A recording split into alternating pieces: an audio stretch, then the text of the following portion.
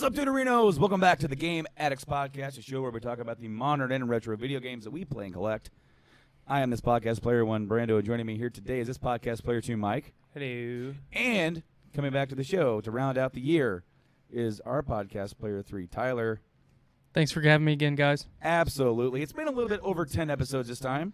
We had to give it a little bit of a break. I tend to ramble. Well, and that's absolutely fine. We love having you. We want to thank you so much for helping us out so much this year. Yes. This will be our last episode of the year, episode 108. We will not be doing an episode next week for Christmas. We're going to be taking a little bit of break for the show. I'll be on Twitch, guys. I'll be playing games. Isn't it weird that Christmas is on a Tuesday? It just feels weird. on a Tuesday. Yeah. But this year, of course, our normal record day is on Wednesday. Of course, you can check us out live on twitch.tv/GameAddictsPlay and on Facebook Live on our Facebook page. We do the show live each and every single Wednesday evening about 4 to 6. But next week, we won't be. We won't be live. I will be live later on that evening on Twitch playing games. I don't know what yet. Mm-hmm. Yeah, I may start, one of my favorite series of all times, but I've got a little bit of a backlog to play. I really hope my damn Switch grip gets here soon. I ordered a Switch grip from a company called Satisfy. Not familiar with them. They had a Kickstarter earlier this year. I'm going to turn this way. Yeah, go ahead, man. Get comfy. Definitely, because we're going to be here a while. This grip, you can put your whole Switch in it, and it is like one of them is like this, and the other one is like this, kind of like an Xbox. Okay. So it like ergonomically correct puts your thumb on that stick. Okay. Because the Joy-Cons, they are symmetrical. Mm-hmm. They're up and down. So it's a little bit weird. It's not ergonomically correct for your thumb. But with that grip, it'll correct it. And from what I understand, you can just do anything and it won't let go of your Switch. And they don't have any type of palm, anything on the back. It's just completely flat. So. And then I also ordered from the same. So I got a bundle, a holiday bundle, and I got for $48. I got the grip, the case, and a USB-C cable, and you could put a power bank in there. Ah, cool. And then for $20, I got just a Joy-Con grip. It's the same kind of basic thing, but your Joy-Con slide in, just like the ones that comes with the system. Mm-hmm. And so for total it was like $70-something for plus shipping. It ships directly out of Hong Kong though. Okay. And the holidays they had a holiday bundle with a red grip, but I have the red Joy-Cons from Mario, and I didn't want the red to be different reds. Right. So I went ahead and just got the black one, and I assumed they had so many holiday bundles that they were just trying to get through them all. Okay, Brando's order's finally ready, and I'm like, it's been like a week and a half, guys. So I got to wait for it to get here. I want my stuff. I want my stuff. That was the first thing I ordered when I got my new stuff, and it's still not here. Damn, I know. But hopefully it'll be here. I will be reviewing it for the show. It would it do. This week, guys, we will be talking about 2018 in review, essentially. This is the last episode of the year. We won't see you again until next. But we've had quite a year in gaming. A lot of ups, a lot of good, a lot of bad. Maybe a little bit more bad. It's easy to forget that in 2017, one of my favorite game series and yours had its worst game of all time, Mass Effect Andromeda. Which we both agreed was actually not a bad game. It's not, just had a bad launch. It had a bad launch, and it has bad pacing. Yes. It has bad structure. The planet structure, it takes you, like, if you want to do everything, that game's going to have you hopping all over the place. It's just bad layout. It's not a terrible story. It's pretty decent. But then this year, of course, one of our other big favorite franchises, Fallout, had its worst game ever. Hands down. Yeah. Which we're going to talk about a little bit more later when we get to the fails. But I definitely wanted to take, we want to look back through the year. And look at some of the best games that have come out. Of course, some of the bigger games. One of the first games that we were really talking about, and both you and Blaine were on the show to talk about it because you guys are both super hyped for this. Absolutely. And Mike ended up getting this game as well. And that game is, of course, what am I talking about? I'm talking about Monster Hunter. Monster Hunter World. Loved it. It's fantastic. Loved it. So Monster Hunter World came out, and it is the highest-selling Monster Hunter ever. It's their biggest launch. It's their biggest, anything for that series from Capcom. So I mean, when you think about Capcom, like Capcom in the last few years have kind of been like hiding. I mean, other than Dead Rising, I mean, what really else were they doing? Well, besides the Mega Man stuff, obviously. Well, and that just kind of restarted because like they gave up on it. Mm-hmm. And then, Inafune did Mighty Number 9. Yep. And they went, oh, there's an interest? Okay, I guess we'll cash in. But then they revamped Resident Evil. They revamped Resident Evil. Resident Evil 7 was almost like a new beginning, after 6 and 5. Which 6 was terrible. Mm. I think just picked it up. I think anyone that is a fan of the series, I mean, 6 I think you can appreciate for Matt Mercer's voice acting because he does Leon very well, which I appreciated. Is he in the new one, or like the remake of 2? I don't believe so. It doesn't sound like him at all. I don't think he is. But 6 was terrible. I didn't even finish 6. I played about a quarter of the way through it, and I said, you know what? I'm not doing this anymore.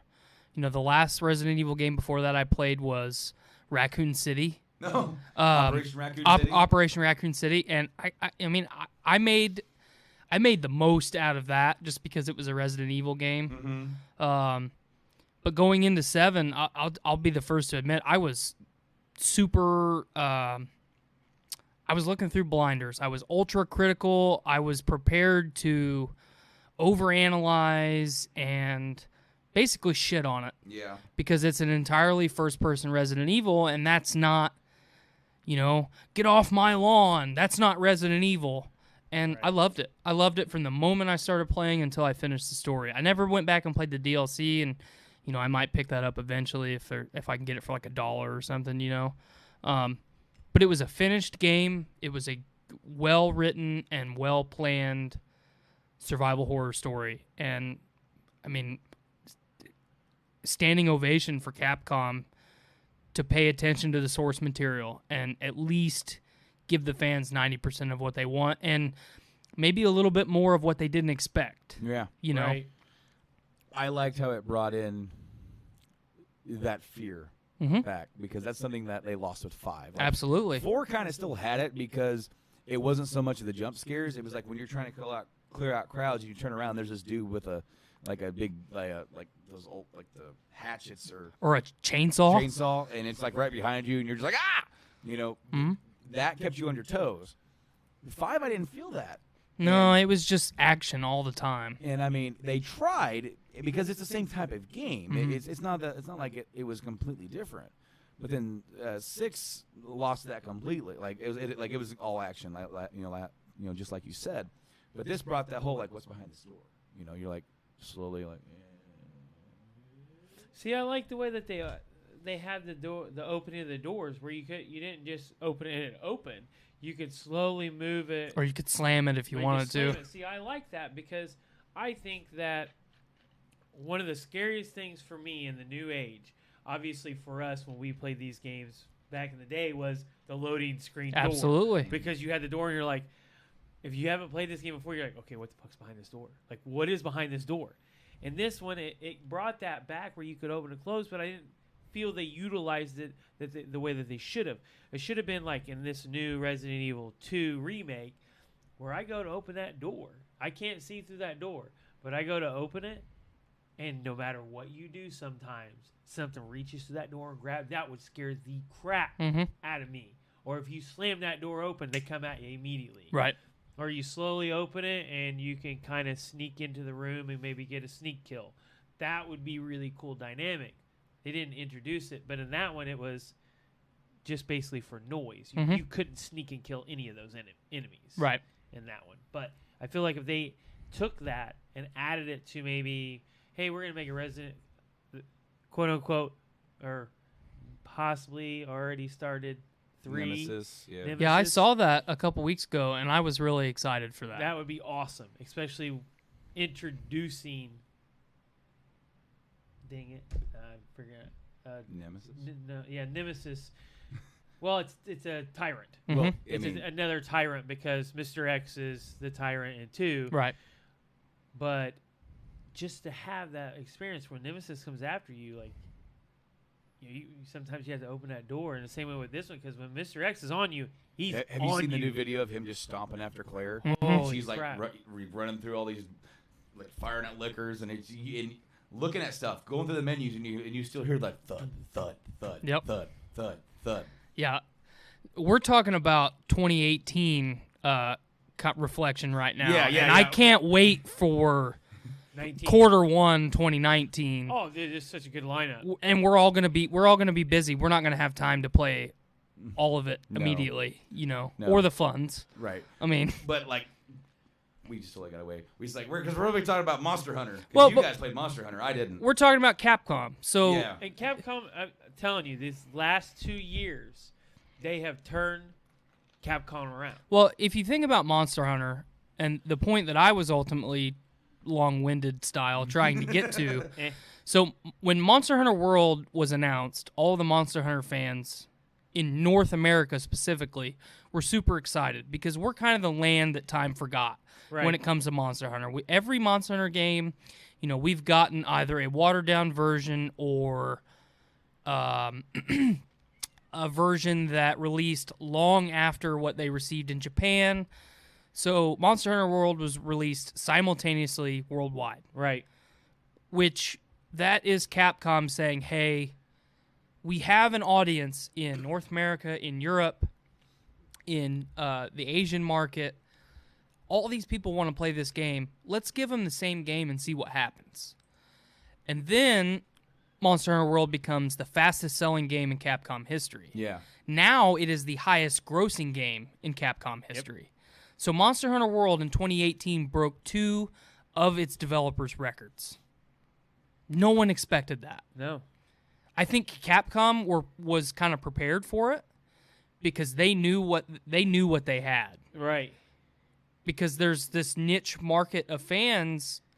I mean, you compare Monster Hunter to Mega Man, you're not comparing apples to apples, number one, but No. you're comparing, one of the most iconic franchises of all time to something that's just been popular, the last 15 years. Right. Well, now, How many new people played the game? absolutely, and then you have the longtime fans like myself, Blaine, Mike. I'm not a long time.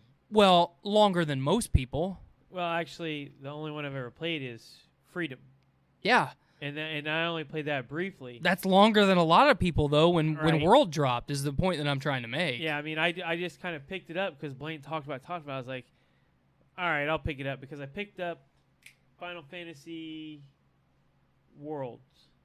Final Fantasy World, I think it was. It's somewhere over there. World of Final Fantasy. World of Final Fantasy, yeah.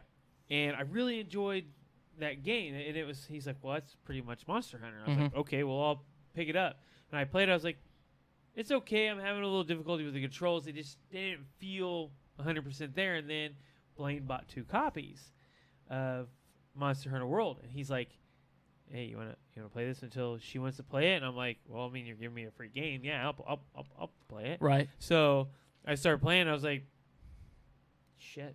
They fixed the controls. Shit. They fixed every complaint that a Monster Hunter fan had.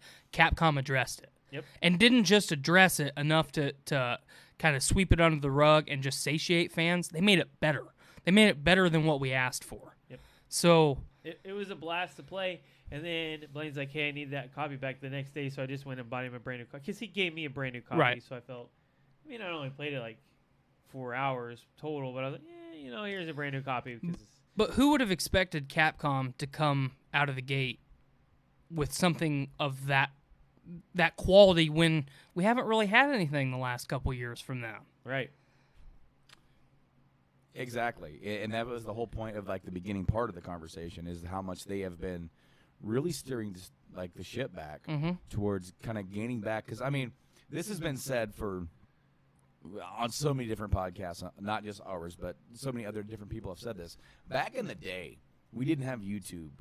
We didn't have the ability to look up a game to see if we liked it. Right. A lot of times we had to rely on magazines if we could even get those, Mm-hmm. or you had and I'm going even before demo discs. I'm going back towards like the NES and SNES days where you had to look at the box art of a game, look at the back of the game, or have previously played a game made by them. Right. You saw the Capcom logo, you saw the Konami logo, you saw the SquareSoft logo, and you went, I know this is going to be quality. Yep. And for a long time, people can argue that Capcom lost their way in the mid 2000s. They kind of shifted to that. Well, everybody in the States are just getting lost in this action, Mm-hmm. and it's like all our games need to be shifted towards that. And now it's getting to where they're like, no, it's actually more important to. And this is an actual quote from somebody at Capcom talking about the shift away from Resident Evil, like from 6 to 7. Mm-hmm. They said 6 sold way better than 7 because that's just a fact. Wait, 6 sold better than 6 7? sold better than 7. Wow. Now, Well, because people thought it was going to be 5 a here's little the better. thing. It's more accessible to the average gamer. Right. That's why it sold better. It scored way lower. And they said we have shifted gears to the point of now it matters more to us to make a good game than to just sell copies. Here. And that is where they're going to get back their fans. I'm going to bring this up. What they've done, okay, so they did great with Monster Hunter. We all agree that was what they needed to do. Then they turn around and E3 and go, oh, by the way, here's Resident Evil 2 Remake. Mm-hmm. And we're all like, oh, this has got to be right. You can't fuck this up. And here it is, to a T, what you asked for, what every gamer has ever said. Man, I hope they remake this game. It needs to do this. It needs to do this. It needs to do this. Okay. Well, what about this and this? Okay. Well, what about this and this? Okay. They just keep adding it. It's like they're not. You want it, you're getting it. Well, and it's And not people just are Resident Evil flipping 2. It's Devil May Cry, too. Yeah. Devil May Cry 5. Yeah. Yeah. It's just Because it's that's coming phenomenal. out, and that's like people it took people out of like, wait, what? You guys are making it? Like, so you guys are forgetting about the little reboot? Yep. It's a sequel to 4. Well, I mean, I don't know how you guys feel about Devil May Cry 4, but in the series, I thought 3 was the pinnacle. That was the best game that they had made up until that point. Young Dante is just badass. Young Dante and Young Virgil, that story is just fantastic. And then you play 4, and you play as Nero, and it's like, okay, the story's not that great. But, it's a Devil May Cry game. And then you Right. finish 4, and it's like, well, it's kind of done, They said they were done with 4. Yeah. They weren't going to do anything And then else. they did the DMC. And then they did the reboot, which I'm still like halfway trying to talk myself into playing it, because I can get it for free on Games Pass. yeah. I think anyway, or at least it's really cheap on Right. Games with Gold or whatever. But then they say, you know what? We are yet again paying attention to our fans. There have been people since 4 released saying, we want to end this story. We want a sequel to what you started with 4. Right. Let's please. And they're paying attention. So I think that's the most important thing to say about Capcom is, like Mike said with Resident Evil 2, the remake, everything we want from Monster Hunter to Resident Evil to now Devil May Cry, if we ask for it as the consumer, they're not catering to every whim like, I want Dante to wear a top hat all the time. Like it's thought out and it's planned, but they're making very sound business decisions now. Yes. And I'm looking at you, Bethesda and Activision and EA, Konami. Yeah, Konami. You guys need to take a page out of Capcom's book and make a little bit more educated decisions. Here's another thing with the Resident Evil is that they just didn't do what we wanted them to do. They also changed the dynamic of it. So you don't meet the liquor in the same room, but Yep. you see like a little sprinkle of salt of there's a dude with his face completely shredded. And it's like, well, you know what that is, so you expect it there. Now, I've watched the gameplay all the way through, so I know where it's going to be, but the way they do it I love it. I Yeah. love the fact that the guy's like, look, you guys love this game because of its jump scares. You love how it's scary. We don't want to give you. Well, the and same 2 had a gift again. fantastic story also. It was awesome.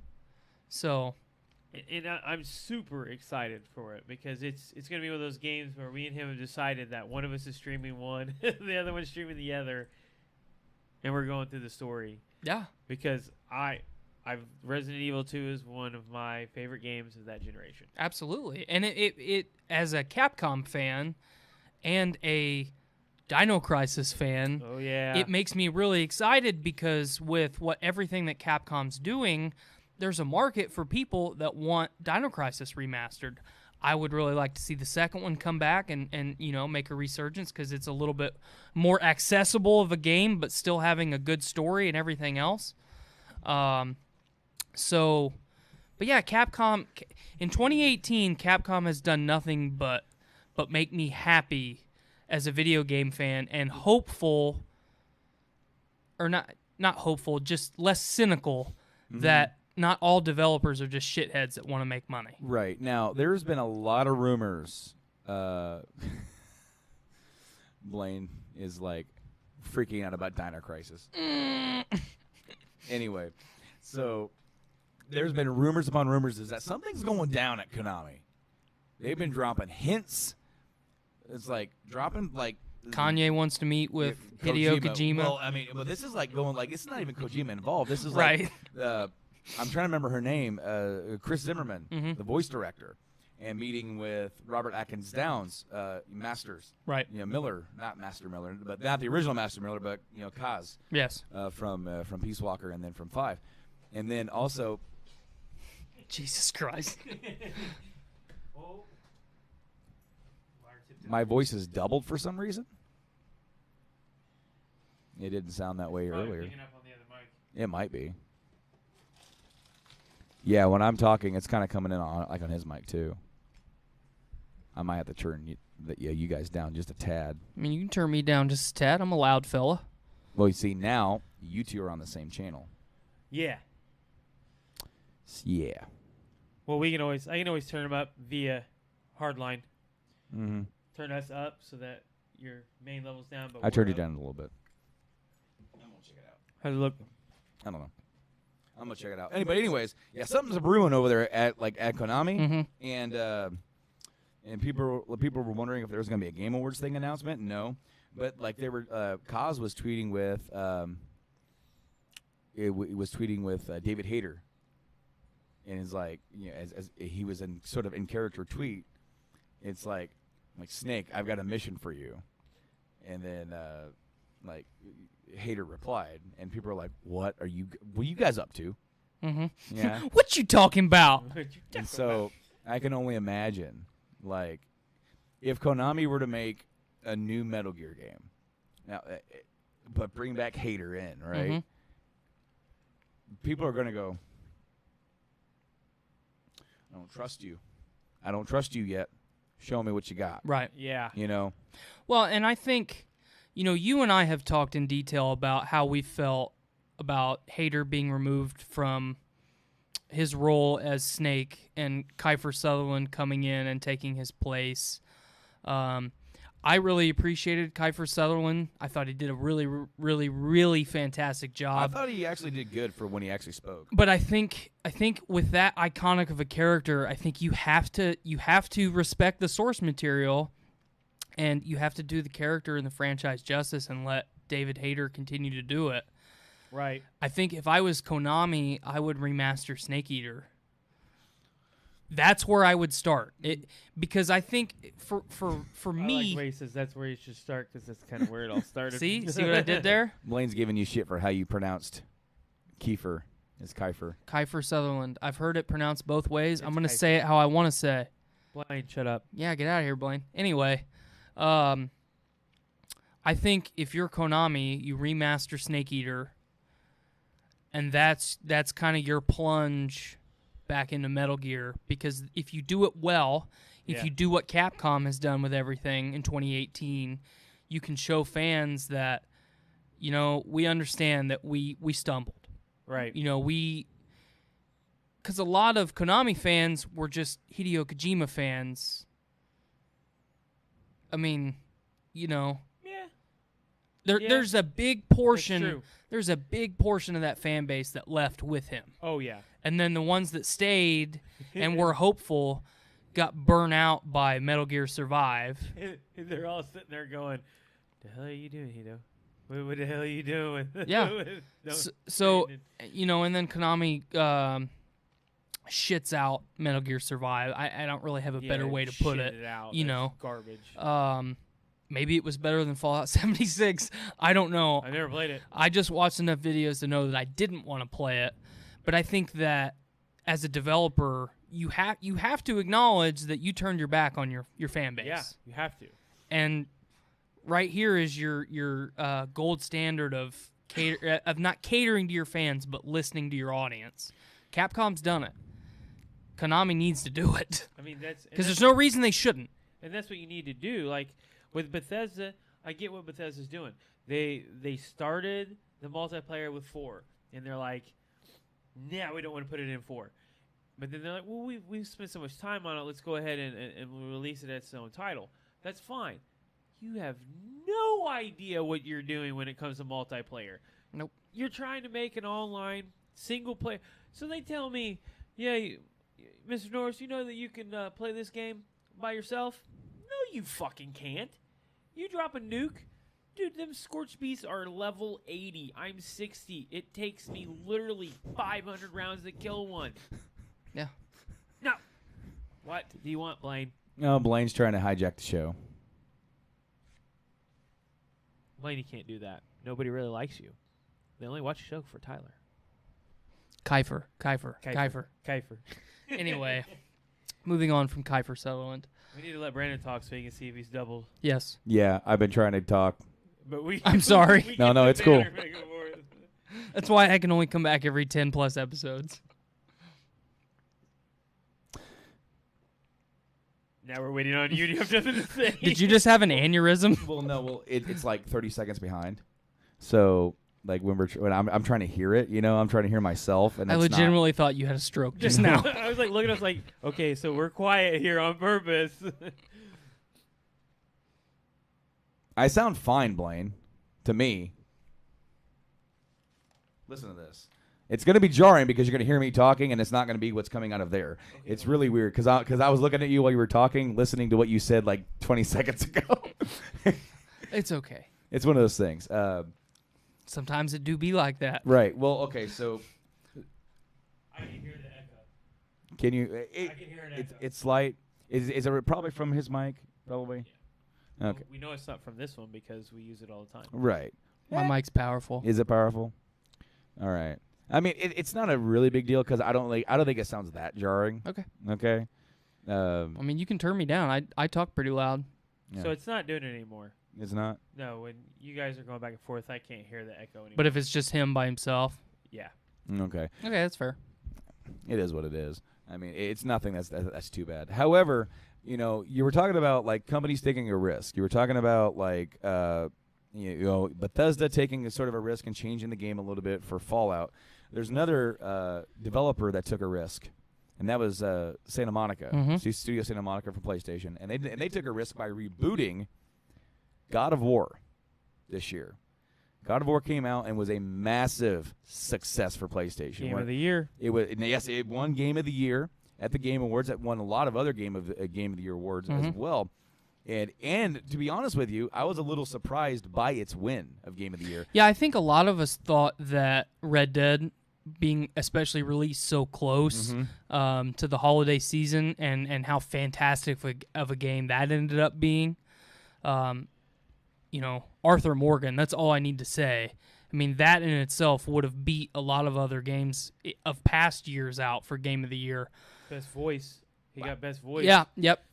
Very well deserved, I think. It sounded really good. I mean, from what I played, I enjoy the game, but my thing is, like I don't like westerns like that. Yeah, that's so fair. It's hard for me to really dive into a story like that, for me personally. But I do appreciate what it is, and it is. I mean, it's like the only one of that genre, but holy crap, is it phenomenal? Yep.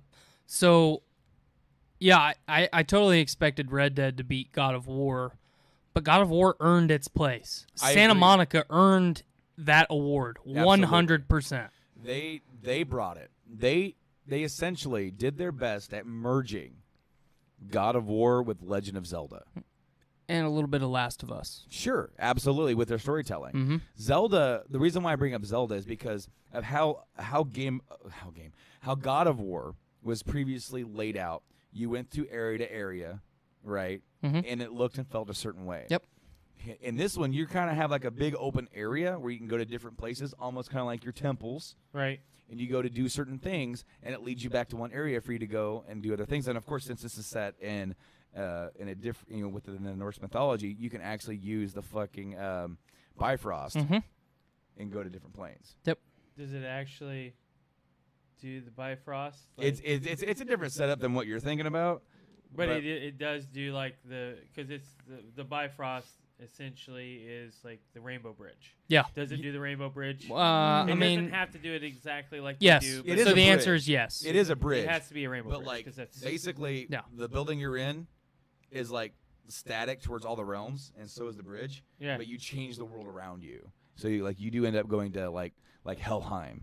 That is like that part of the game. I mean, just so you guys know, we're gonna be probably spoiling a lot of stuff. So if you haven't played it yet this year, Is that where he has to go back and get the chains? And that was I do need to play. I'm probably gonna. that was such a powerful character moment for him. That whole sequence. Well, That yes. whole sequence.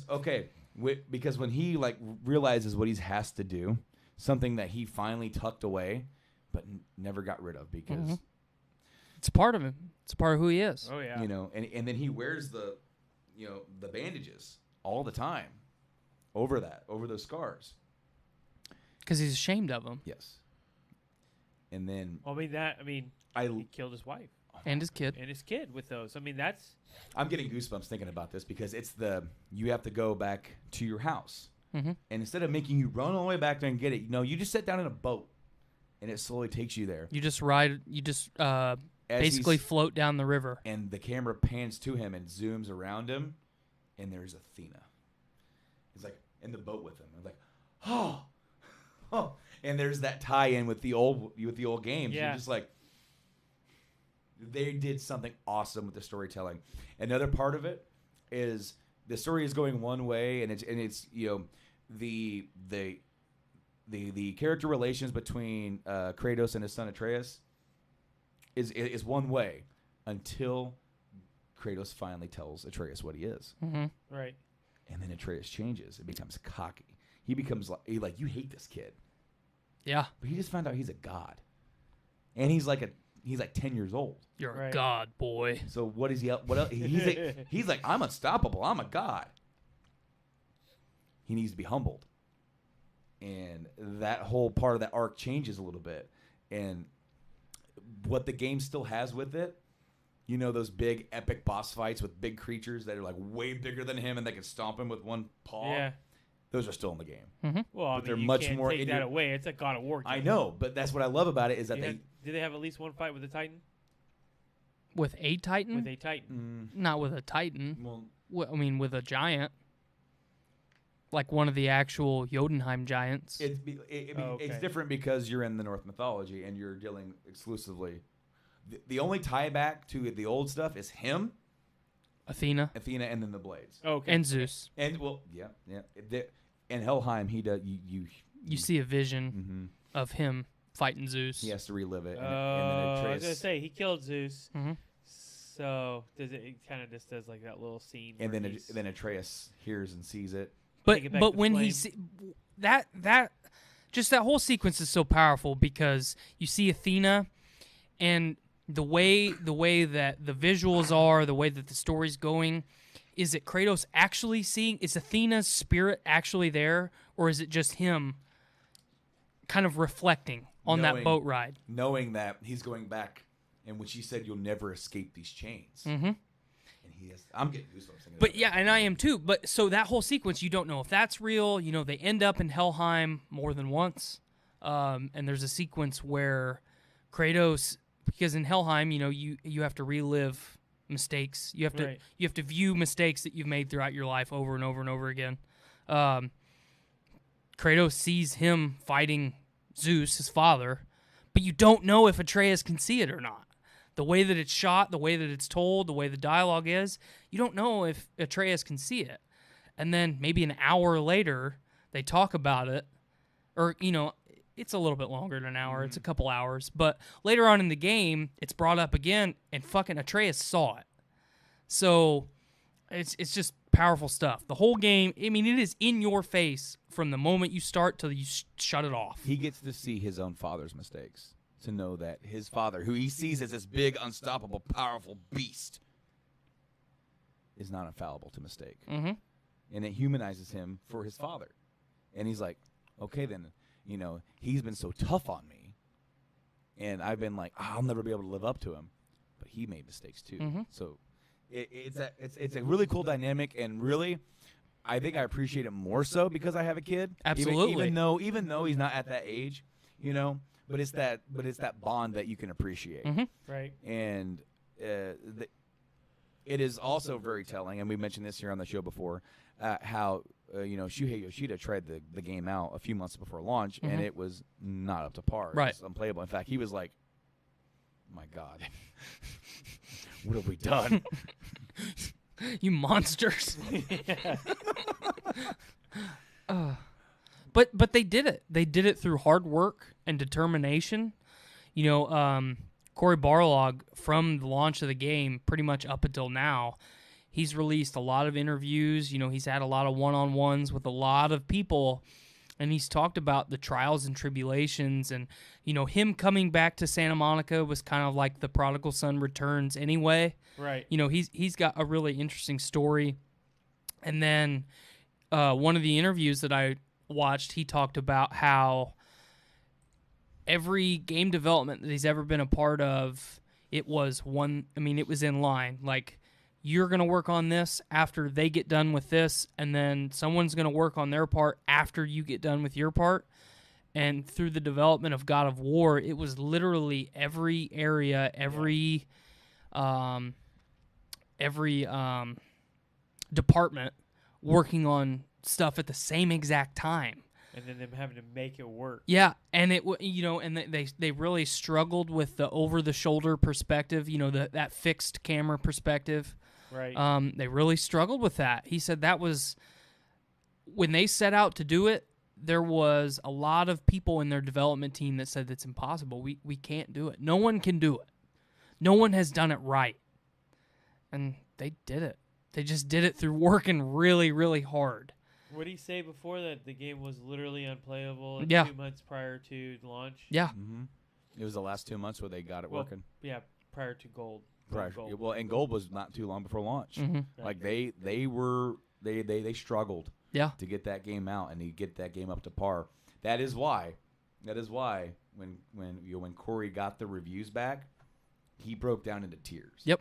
Because it was like, can you just imagine knowing that where you had been just 2 months ago, and then you worked, okay, it's working, and then you put it out and you just go, God, I hope this works. Please, God, be good. Please, God, everybody love it. He goes, I think we did good. I know we did good. Just, I would be a nervous wreck. Absolutely. And then when you get tens, 9, 7, 9, 7, 9, it's like, oh, thank God. Yes. So you're thinking in your head, thank God everybody likes it. What was their sales in the first 3 days? Oh man, it's like 30 million copies. It wasn't that much. No, it was 3.1 million copies in the first 3 days. It was the highest selling PlayStation exclusive ever until Spider-Man. Yep. Spider-Man did beat it, which ironically is next on the list.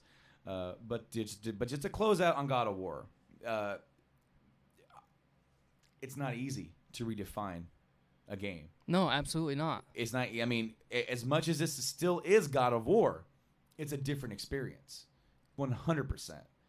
This game does not play like the others, and that's why it stands out. It makes it more. They added more elements of RPG. They added more elements of Legend of Zelda. Right.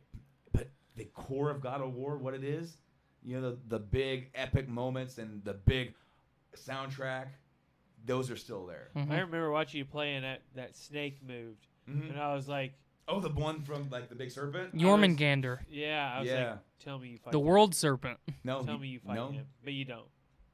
What are you talking about? the world serpent, where like he talks to you, he's like, Oh, yeah. Yeah, you don't fight him. no. Well, when I'm watching it as not ever seen, this is completely new to me. I'm watching, I'm like, And he's It's just in moving. the background moving. He's like, wait, what?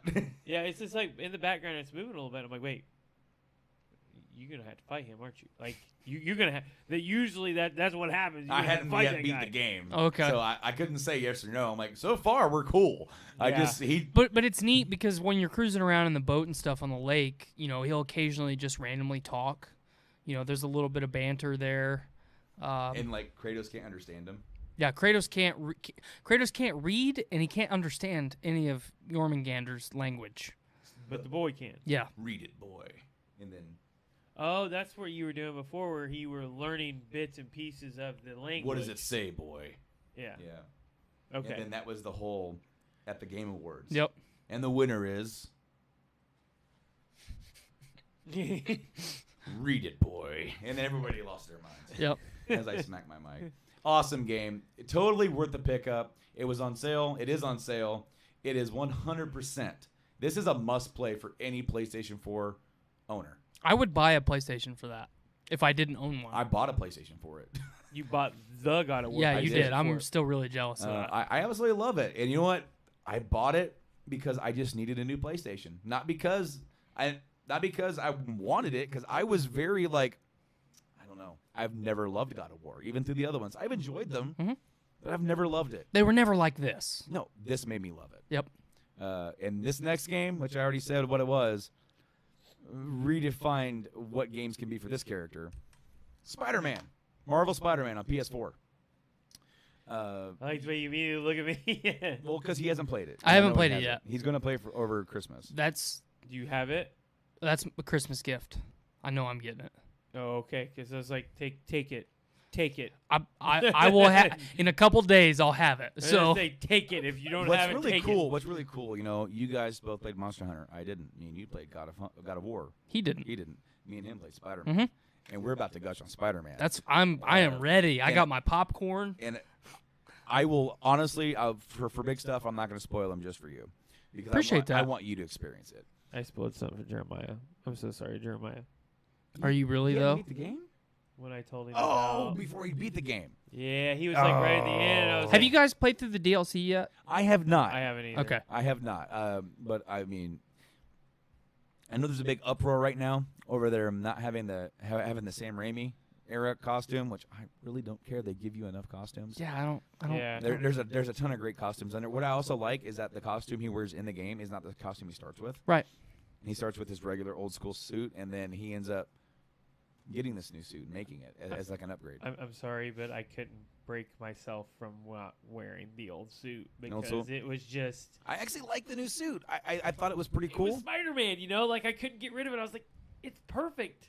What I will say is that no matter what suit you wear, he wears it during the cutscenes, so Yeah. it's very like flowing with whatever you're doing. He wears the Current suit. suit that you were wearing before the cutscene started. Whatever suit you have equipped is in the cutscene. Okay. Yep. So like, I if dig you're- that. If I you're dig going that. around as Scarlet Spider and you said I'm not changing from Scarlet Spider, he wears that the whole game. Scarlet Spider's my favorite. The steam. I like the steam. Well, the look. The of it, steampunk one's cool too. Scarlet Spider's cool. I always thought the Scarlet Spider should be a female. Mm. I always have Ben thought. Reilly? No, not the character. I just the name Scarlet Spider Yeah. in my mind has always registered as should be Gwen's name for her version in that the Spider-Gwen. Spider-Verse instead of Spider-Gwen. I mean, And actually, Cool. she's Spider Woman now. Mhm. Yeah. I guess because that new movie just came out this weekend. It did very well. Yep. I'd like to see that. But No, this okay, game, me. Okay, this game took Spider-Man 2 and did everything right in this new era. It basically said Spider-Man 2, you get the randoms, all that stuff that you used to do. Boom, let's just make it now. And it's the swinging is so fluid. Oh my god, you can you could do some crazy stuff where you could shoot around the building and then you could shoot to another building and flip flop. It's Spider-Man. That is the first and foremost thing I will say. There have been good Spider-Man games in the past, but this is the first one that really got the traversal right. Yes. It makes it. Case in point, when you played the Arkham games, it was very key that it felt like you were Batman. Mm-hmm. Same thing goes for here. It's very key that you feel like you're Spider-Man. Right. Not even from a fighting point of view. First and foremost, traversal. Mm-hmm. And Batman, you got to be able to web sling. In Arkham, he's kind of big and tanky, but what can he do? He can swiftly get around with his bat grapple, get up on top, move around, glide. You can play, and you feel like you're Batman. Here's the thing for me with the Spider-Man is that it's not just you web swinging around. He does all the acrobatic stuff that he does, the random flares, like when he does the 2-pull yank where he launches himself, he'll do the torpedo, which is from the cartoon. It's actually actually in it where like if you go too close to a thing, where like a tower, like a thing that has like a thing, he'll dart himself right through it automatically. Yeah, and he'll automatically do, and then it will zoom in and get close to that movement. Oh, I and dig then that. He'll do the slow spiral as he traverses through it. It's also, if it gets ugly and you kind of do like a bad swing, he'll kind of do a bad swing. Like if you're trying to get around a building, like and you kind of smack the building, it'll kind of like make him a little wonky. Yeah. But if you're holding down the button, you never stop moving because it's fluid with him running along the wall and everything. And then you can run. You can end up learning how to like run and boost yourself up with a jump, and then make it to where like you need to be here, you need to be there, and you can just never really feel like you've never stopped moving. So Cool. in that game, I only fast traveled 2 times. I did a couple times because it was the subway stuff is cool. God, he'll be on the subway, like looking at his phone, In his suit. And there's a dude sitting there reading the paper, just going. And then there's one where he's on there and he's talking to another dude in another Spidey suit, and it's just like, hey, what's up, man? And it's like the guy has no idea that that's the real Peter Parker. Like that's Peter Parker. Man, I dig that. It's very. They did such, and they took. What I really enjoy about this is that they took this story that they created from scratch. It's their own thing. They took bits and pieces of everything, and obviously of the animated series, and really pulled that into it. But they made it their own by doing a lot of drastic stuff. There's 2 massively drastic stuff that I was like, you can't know. And they made this story feel like a Marvel movie, a Marvel comic book, and a Marvel TV show. All in one. Like they did a little cameo with Stan Lee. Like, you 2 have always been my favorites. Like, He's a short order cook. yeah. He just like. And the original person that did Spider-Man is a cook. I can't think of his name, so somebody's going to be mad at me. Yeah, I'm going to look that up. There's only 2 games that I've ever played that have the ability to fast travel, and I've chosen not to use them.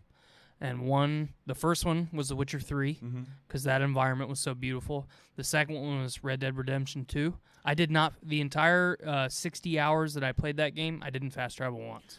So they did change Mary Jane.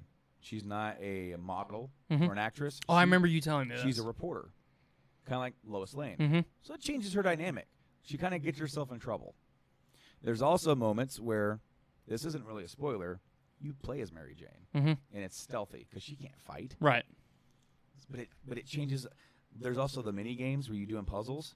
That mixed with you playing as Spidey, mixed with you actually playing as Peter, mixed with you playing as Mary Jane, it weaves in together to tell this awesome freaking story that they have created from scratch. They took from the comics. They took from the movies. You're going to see a few things in here that actually remind you of the movies. But it's not 100%. Because it's just like with the Arkham series, and they took everything and made their own Batverse. They're making their own Spider-Verse. And Marvel 100% said, do it. Take risks with this. I really, not that my opinion really matters to game developers or just artists in general, but I am a fan. If I had the ability, I would encourage developers to look at what Insomniac has done with Spider-Man and take some creative take some intelligent, creative liberties. Mm-hmm. This is your material. Obviously, acknowledge the source material, but if there's a direction that you want to go with something that's not like Peter Parker is an astronaut, Right. I mean, put your own creative spin on some stuff, and you never know what's going to happen. Absolutely. There's also a lot of cool Easter eggs. That's what I was getting ready to do because I just looked at one. It's right there on the picture that I have pulled up. It's Spider-Man taking a selfie, and where's he in front of? The Sanctum Sanctorum. Yeah. So there's another one is that he has a little thing where he gets the lawyer's business card. It's Daredevil's business card. Yeah. This lawyer randomly just came up to me, and I thought he was blind, but he knew who he was. Yeah. Well, he's like, that's a blind lawyer. Like, I should really stop by there sometime. He said he asked if Spider-Man could use a good lawyer. Give him a call. He goes, wait, he was blind. Yep. Yep. And that's awesome. And so it's like a little, So there's that. There's Avengers Towers in there, so you can find it. And Damage Control is in there, which is Stark's business Mm-hmm. for control over after New York's attack. Right. You can also the logo isn't on there, which I don't know why, because Sony owns it or owns the property rights to it. Ghostbusters Firehouse is in there. Really? Yeah, But it it doesn't looks say it. It doesn't have a logo where he's like that, or, the ghost logo. But if you look at it, you go, yeah. There's and all that stuff is stuff that like you find, like the locations.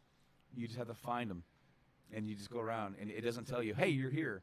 It's actually like you're encouraged to go find locales, and it'll tell you, oh, this is that, or you go find backpacks. Find little props, Little collectibles. like an early piece from his mask, or a menu from A First Date with Mary Jane, or the business card, and it helps. All that helps build in the entire world as a functioning Marvel. It's within everything is within the Marvel universe. I really, really love games, books, media, any type of media that has in the background storytelling. Mm-hmm. So I haven't found that one yet. Wakanda.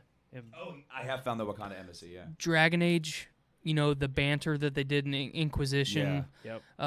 There's been a lot of games recently that have done that very well. I can't find it. So the in the background storytelling, I'm a big fan of. So you guys have just continued to make me more and more excited to play Spider-Man in about a week. Wait till you play it because it throws you a really good curve. It throws you a lot of good curveballs. The end of the game, like literally the very end of the game, I put my controller down and said, you have to do this. I don't care what happens with this game. You have to do what you just showed me. Plain and simple. If you don't, I swear to God, I'll never love you again. Okay. So when you go to the theater and you go to see, to experience a Marvel experience, what is one thing that you now know to expect? A fantastic cast and after the credit scenes. There's okay. 2. All right. And the one there's a mid roll and then a post roll. Okay. And both of them are going to leave you going, yeah. So what we failed to mention for the last game we talked about, it also had a post roll. Oh, I completely forgot. We're going to go back to God of War for a second. A little time travel here. The post roll on that, because I've already told you what it is. Yeah. I've already told you exactly what it was. That Thor. Oh. I can't wait till the next one. I'm really, when God of War, when we all finished playing it, because we all finished playing it around the same time, that was during the time that Corey was doing a lot of his developer diary stuff. He also did like a really long spoiler cast too. Mm-hmm. And people were asking him, like, where does the franchise go next? And there's a lot of stuff in the game that sets up about 5 other, I'm just going to say 5 other worlds that you could potentially be in. So Japan's one, Celtic Ireland's one, Egypt's one, and then there was another one that I can't remember. Yeah. There's another one that I can't remember. But he said, a big reason why Corey pushed for Norse mythology is his wife's from Scandinavia, and she's very in touch with her her heritage Yeah. and her culture and where her family's come from, and Corey's very proud of that. So he really wanted to highlight that culture in this what game. was the name of the Norse god that was like the traveler and seer? Tyr. Okay, so Tyr, you actually find his vault, and it has stuff from all these different civilizations. Tyr was the Norse god of war, Mm-hmm. and he traveled to those 5. I'm just gonna say 5. It was Greece. Mhm. Greece was the 5th one. Oh, dude. Yeah. Oh, he's already been to Greece. Yes. Well, they've been. Yeah. So there was 5. It was Greece, Japan, Celtic Ireland, Egypt, and then where they were at. That was the 5th one. See Celtic Ireland and Egypt. Yeah, Egypt was cool, but Japan would be cool, but so Tyr was the Norse god of war, and then Right. he traveled to all of these other civilizations, all these other worlds, as they call them in the game, and interacted with their culture. Brought back pieces of it as a state of collection or anything like that. In his vault. Huh. And in the game, Tyr is on the side of Jotunheim. He's trying to protect Jotunheim from Odin. So I won't go too far into that, but basically throughout endgame God of War, you are taking Tyr's mantle. Basically, you're becoming him. So in the next game, I don't know where we're going to end up. I would be really happy with Japan. I would be really happy with Egypt. Celtic Ireland, I think, would be a little bit too close to where they're at with Norse mythology because they're so hand in hand. They're Yeah. almost identical. But it could be like a good little stepping stone and so close. Absolutely. But also you got to think is like even if we go to a new locale, we've also stirred up enough crap, especially with Thor showing up, Mhm. Yeah. that anything that's going to follow us. Because in the game, you kill Thor's sons. Yeah. Thor's sons. Source thumb. Good God. I Sore thumbs. was Thor's staring into Mike's eyes, and it was kind of like it was like staring at a boa constrictor. I was just getting in a daze. Oh, yeah. About to wrap me up. Anyway, but yeah, that end credit scene. I mean, you know what it is when it's starting. You know. The lightning crackle. Yeah, and I mean, the boom. moment that scene starts, you know, and it's like, man, you took down like a B Squad god and his nephews. Like, what happens when Kratos challenges Odin? I mean, Kratos took down Zeus, but Mimir, one of the best companions in all of video game history, in my opinion. I mean, he's a fucking talking. Excuse my language if we can't cuss on That's here, but fine. Go ahead. he's a talking head, and he has fantastic dialogue and the mocap or the performance, whatever you want to call it now. I'm still going to call it motion capture, but of his facial expressions. And I mean, he's a talking head, and he's as compelling of a character as anyone else in that game. Yes, I would agree with that. I mean, his banter. It definitely changed the dynamic because at first it's just the two, Yeah. and then it comes up with Mimir, and he is like such the like comic relief. He's comic relief. He's also insightful. dramatic relief. I Mhm. mean, there's a lot of very high tension situations that he interjects in, and it's like, man, if he wouldn't have said something right now, I don't know if I would have wanted to keep playing for another 5 minutes, because this is just like on the edge of your seat stuff. And Mimir chimes in, and it lightens the load a little bit. And towards the end of the game, the beginning of the game, Kratos refers to Mimir as head. He will not call him by his name. Shut up, head. Yeah. Quiet, head. Yeah.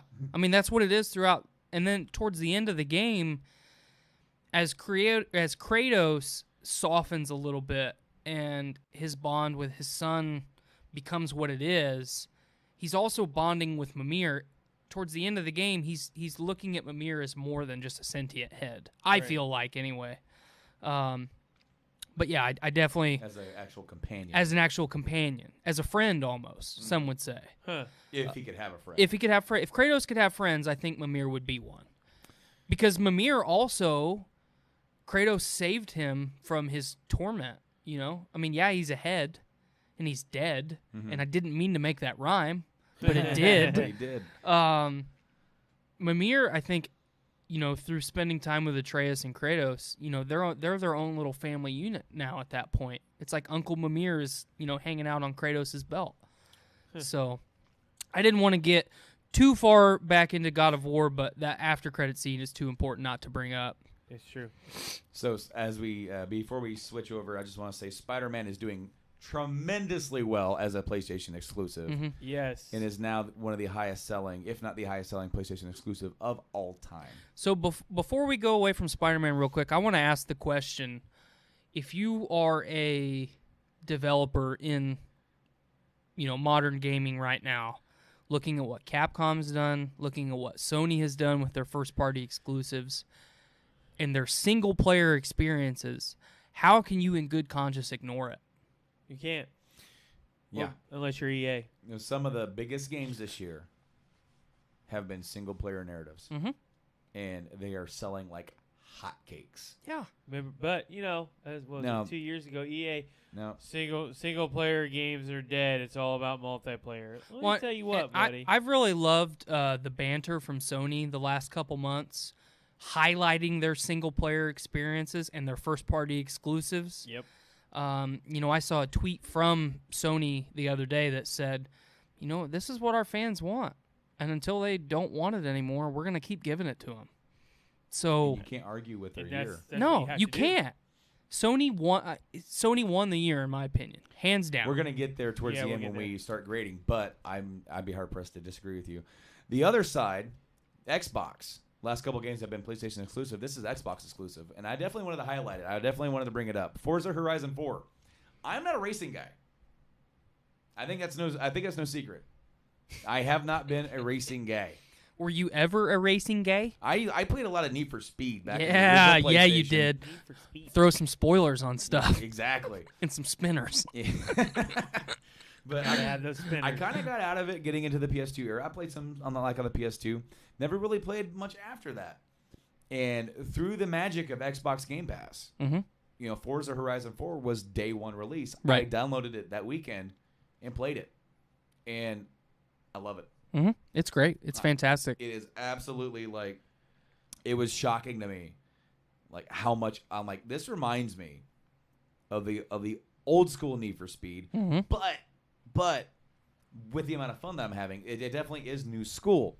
Now, during the extra live stream, I tried to map it out. Okay, we're gonna play some of this. We're gonna play some of that. And one of the first games I said we're gonna play is Forza Horizon 4 because this guy's a big racer guy. Mike loves racing games. He has played a lot of racing games. So I wanted to see what his opinion was because if it's gonna make a guy like me who's not really into him go, this is fun. Mm-hmm. What is it gonna make him say? And Mike, what did it make you say?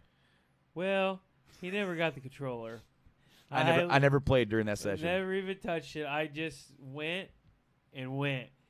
And I love one of the comments he made is so when Mike started playing, I had 20 seconds in the lead. I now have 20-some minutes. There was there's a stat as how long you were in first place for. Mm-hmm. And for me, because I'd only been playing it for a little while, I had a total of 20 seconds. And I'm not very good at the game. Okay. I can get top 3 sometimes. I'm not even sure if I've ever won a race in first place. Maybe I have. Now I know I have now because of this guy. But no, yeah. By the time he was done, he put another 6 minutes on top of that. I think that's the beauty of a good racing game. Some would call it a racing simulator. Call it whatever you want. A good racing game, you don't have to win every race to have a great time. So here is one of my biggest, I really like the game, moments is it's open world. Mm-hmm. Pulls me right back for Need for Speed Underground. Yep. But you can traverse through the country of London. You're driving through London, England. Ugh. England. You're You could have said driving the London countryside. Yeah. The London countryside. But you're just going through and it's got the old rustic buildings and stuff, all stone. I'm just flying through there trying to stay on the road, and Blade literally chimed in right when I face planted a tree. He goes, well, Cameron needs a car like that. No, Jacob. Jacob. Jacob needed a car like that. But I was playing it like that, and as I'm just driving around, going to each one, damn it. In my head, I'm going, damn it. Okay, I want an Xbox. It's oh, well, it's available on Game Pass. It's now available on PC. He said, is this on PC? I said, yeah. He goes, all right, I'm getting it. Yeah, that was it. It's fun. you could still, one of the biggest things about the Need for Speed games or any of the racing, Gran Turismo sport, okay? I love Gran Turismo. I love it. I love it. I love the game, excluding the fact that you do nothing to the car. Mm-hmm. Yeah, we had a big long discussion about that. I think earlier in the year when I was on the show, we talked about Gran Turismo pretty hard. I love it. It's not fun that way. Like, I want to be able to do my cars. This is what it's supposed to be with the open world aspect. Well, our generation specifically, we grew up with. Man, I mean, I remember I had a lot of racing games on the 64. I had racing games on PlayStation, of every variety. I had a jet ski racing game. Wave Race? Wave Race. Yeah. I had Wave Race. I had like Jet Moto. Yes, Jet Moto. Take note. I think that could do with a PSN remaster. Absolutely. Like, just put it out digitally. Don't put a whole bunch of money into it. Yeah, just freshen it up. Yeah. I think it'd be cool to see that game. Oh, absolutely. But we had racing franchise after racing franchise. Yep. I mean, you had like the ATV Off-Road Fury franchises, which did very well for the time. And they had an open world aspect that was a blast. Absolutely. Do you remember? Was it Smuggler's Run? Yes, on the PlayStation 3. Or was that? I want to say it was an early PS2. I thought. What am I thinking? I think there was of? one on PS3. But yeah, I remember it. I know what you're talking about. Find out. But so, like for me, I'm especially with Gran Turismo and the amount of time that I spent in all the Need for Speed games. Underground 2, Most Wanted, Carbon. I spent a lot of time in Need for Speed Carbon. I spent a lot of time in Most Wanted. That's the original Most Wanted. Yeah, the original Most Wanted, not the new one. Right. I'm really, really critical of racing games now because, I mean, say whatever you want. I think if you've played games the length of time that I have on every system that I have, and I know both of you have, PS2, we've played a lot of racing games, whether we wanted to or not. Did you play this at Game Pass? Yes. Okay. That's how I have that it. one, right? Yes. Okay. All right. So that one, right? Yep. All right. So they have said that even with Game Pass, this is the highest selling Forza game they've ever had. Oh, absolutely. I believe it. And with the Game Pass, this is more players than that they've ever really had engaged in playing. So this is doing great stuff for the studio. You're going to be invited. The whole setup of this is to put a racing sim right here. Yeah, count me in. Sign me up. I'm going to buy the I have the chair. Obviously, you're in it. Yep. And then I'm going to get the stand for it. And I'm going to set it up to where we're sitting there. And that is designed where it slides out to the very front of the desk. So you'll be under the desk and you'll be sitting there. And I'm not wearing any pants, but I'll be there. Well, that's okay. Okay. That's all right. Why would I say no to that? Right. That's just me going, okay, you come over a little earlier before everyone else. And Shift a couple gears, take a couple hot laps. So just a month ago, Rockstar hit us with Red Dead Redemption 2. Yes. Actually, it was almost 2 months ago, at the very end of October. And this game did so well. It far exceeded my expectations. Absolutely. As far as how many copies it sold.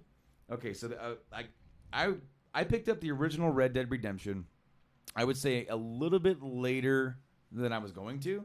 I remember Rob ended up getting it. And I watched him play it, and I was like, I'll just play it when he's done. Because, I mean, we were roomies. Why not? Why do I have to go buy it? And then I was sitting there one day just rocking. I wanted to play it, and he wasn't done yet. So I looked at the wife and said, I'm going to Walmart. She goes, what for? I'm like, buy Red Dead. She's like, I can't play it. I can't play it yet. I want to play it. She's like, so she rolled her eyes. She goes, let's go. So we went. I picked it up. And I love the original game. I thought it was great. Well, the original game was not just great for its main story experience, but the Undead Nightmare DLC, some could argue, is the greatest DLC that's ever been released. It's fun. It's so much fun. And, all right, so with the second one coming out, of course, there's a lot. It got delayed. There was a lot of hype over it. It looked fantastic, right? It's a prequel. I'm excited. And then they broke their sales of the original game within 8 days. Mm-hmm.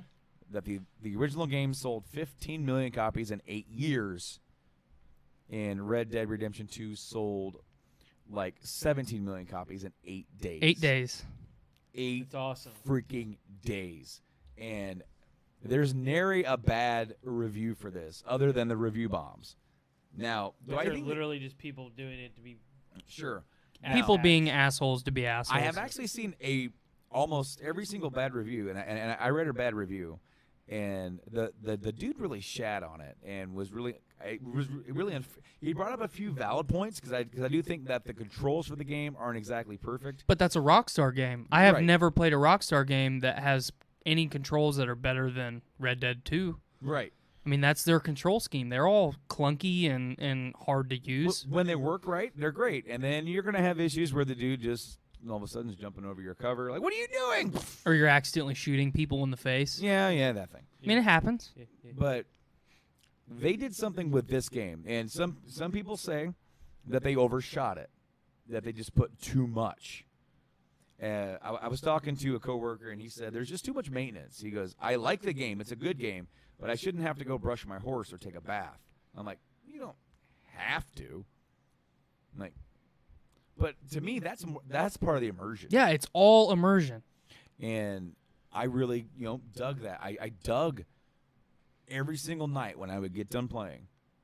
I would go and Sorry, he was chewing on his cord. Thank you. Yeah, Yeah. I was sitting there watching him chew. I looked down and he was chewing on it. I was like, you little. Sorry, I apologize for disturbing you. every single night when I would get done, I would go grab a cup of coffee and walk around the camp. And I would hold my coffee. And I would say something to somebody. Hey, how you doing? And, how you doing, Bill?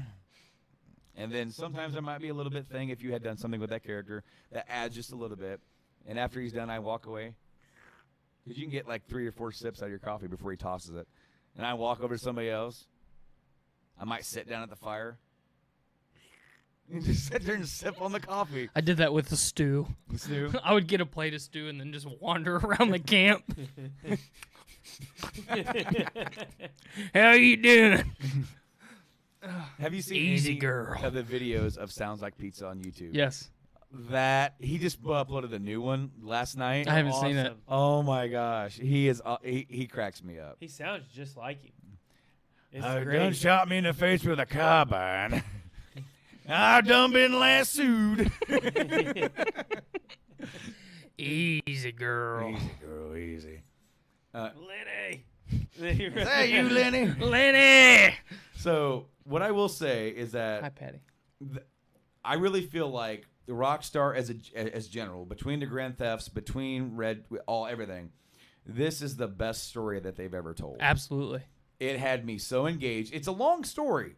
But it's worth it. But it never really ever once felt drotting because you're involved with there's so many. It's like an ensemble cast of characters to do stuff with and go do this, go do that, and then just when you're like, all right, what's next? And then, I've got a plan. I've got a plan, and then everything kind of like falls to shit, and then you got to pick yourself back up. I've got a plan. It's always goddamn train. I loved these the story starts here and just very slowly starts going slope. Not in a bad way, but as far as their luck and everything, and as far as things going bad for these characters, and it just keeps getting worse upon worse upon worse upon worse, and how each character deals with that situation and how they respond. Did you see the Sean romance? Did you ever see that? The Sean romance? Mm-hmm. You know Sean, the Irish guy? Yes, of course. What's the big-breasted woman in camp? Oh, Karen. Karen.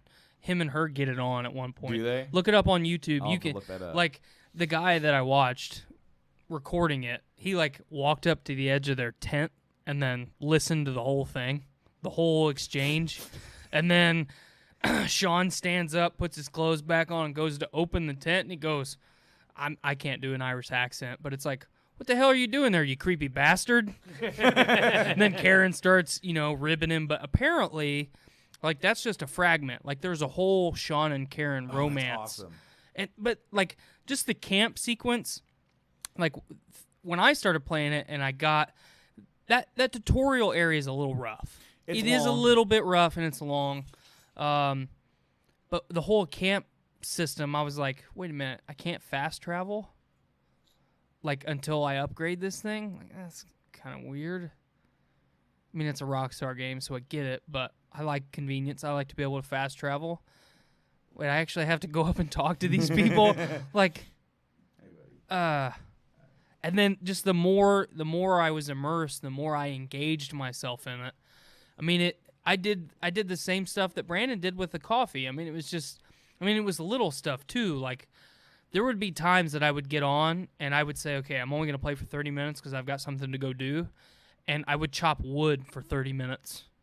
Or I would, carry bales of hay for the horses. And, I would feed my horse and I would brush my horse and just all kinds of stuff. Like, I would take trips into any of the towns, any of the stables, just to, buy food for my horse and maybe do a horse grooming package because I didn't have enough time to groom my horse for 30 minutes, kind of like this. I don't have time to do this for 30 minutes, Patty. I'm sorry. And he's like, but how about on this side? But what about over here? Easy boy. But there's so many rewarding moments through that game, and there's so many emotionally crushing moments that it is a little bit of a slog. I mean, the mood from the tutorial definitely carries through the rest of the game. It is a little bit slow-paced at times, but it's never not worth it. No. Any game that elicits the emotional response, that by the time you reach the end point of the game, of this game, you should definitely be emotionally invested. Absolutely. And there's something I think I might have mentioned already on the podcast, but we've talked about it, the big camp life. Everybody's talking, everybody's sitting around a fire, sharing stories, maybe even singing songs. It felt like a family. Mm-hmm. And then, of course, what did I say earlier? It's all about how many things go wrong and how the people respond to it, and how there's this rift within the camp. It's slowly dividing into two separate sides, and near the end of the game, when you go to camp, you visually see the certain people who are on certain sides setting away from each other, but with their separate groups. And one thing that I really loved is that when you're walking around camp before, you'd hear people talking, or you'd hear like something. People be playing guitar around the fire and like just that. having a good time. But when you get there, there's like, I likened it to The Dark Knight. When every time you saw Heath Ledger's Joker on screen, sound-wise, they made this slow little hiss, and it just slowly just raised it up in volume as you watched the scene, and it raised your tension.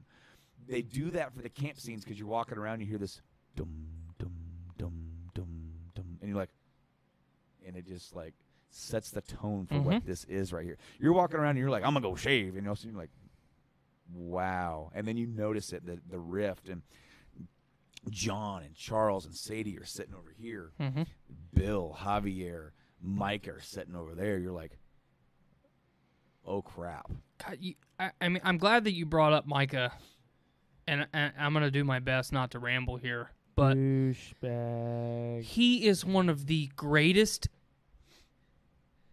He's one of the greatest iterations of a character in any media, that the moment that guy comes on screen till the game is done, I just hate him. Like, yes, absolutely. There's a T-shirt where you can go on TeePublic, and it's fuck Micah. Yeah.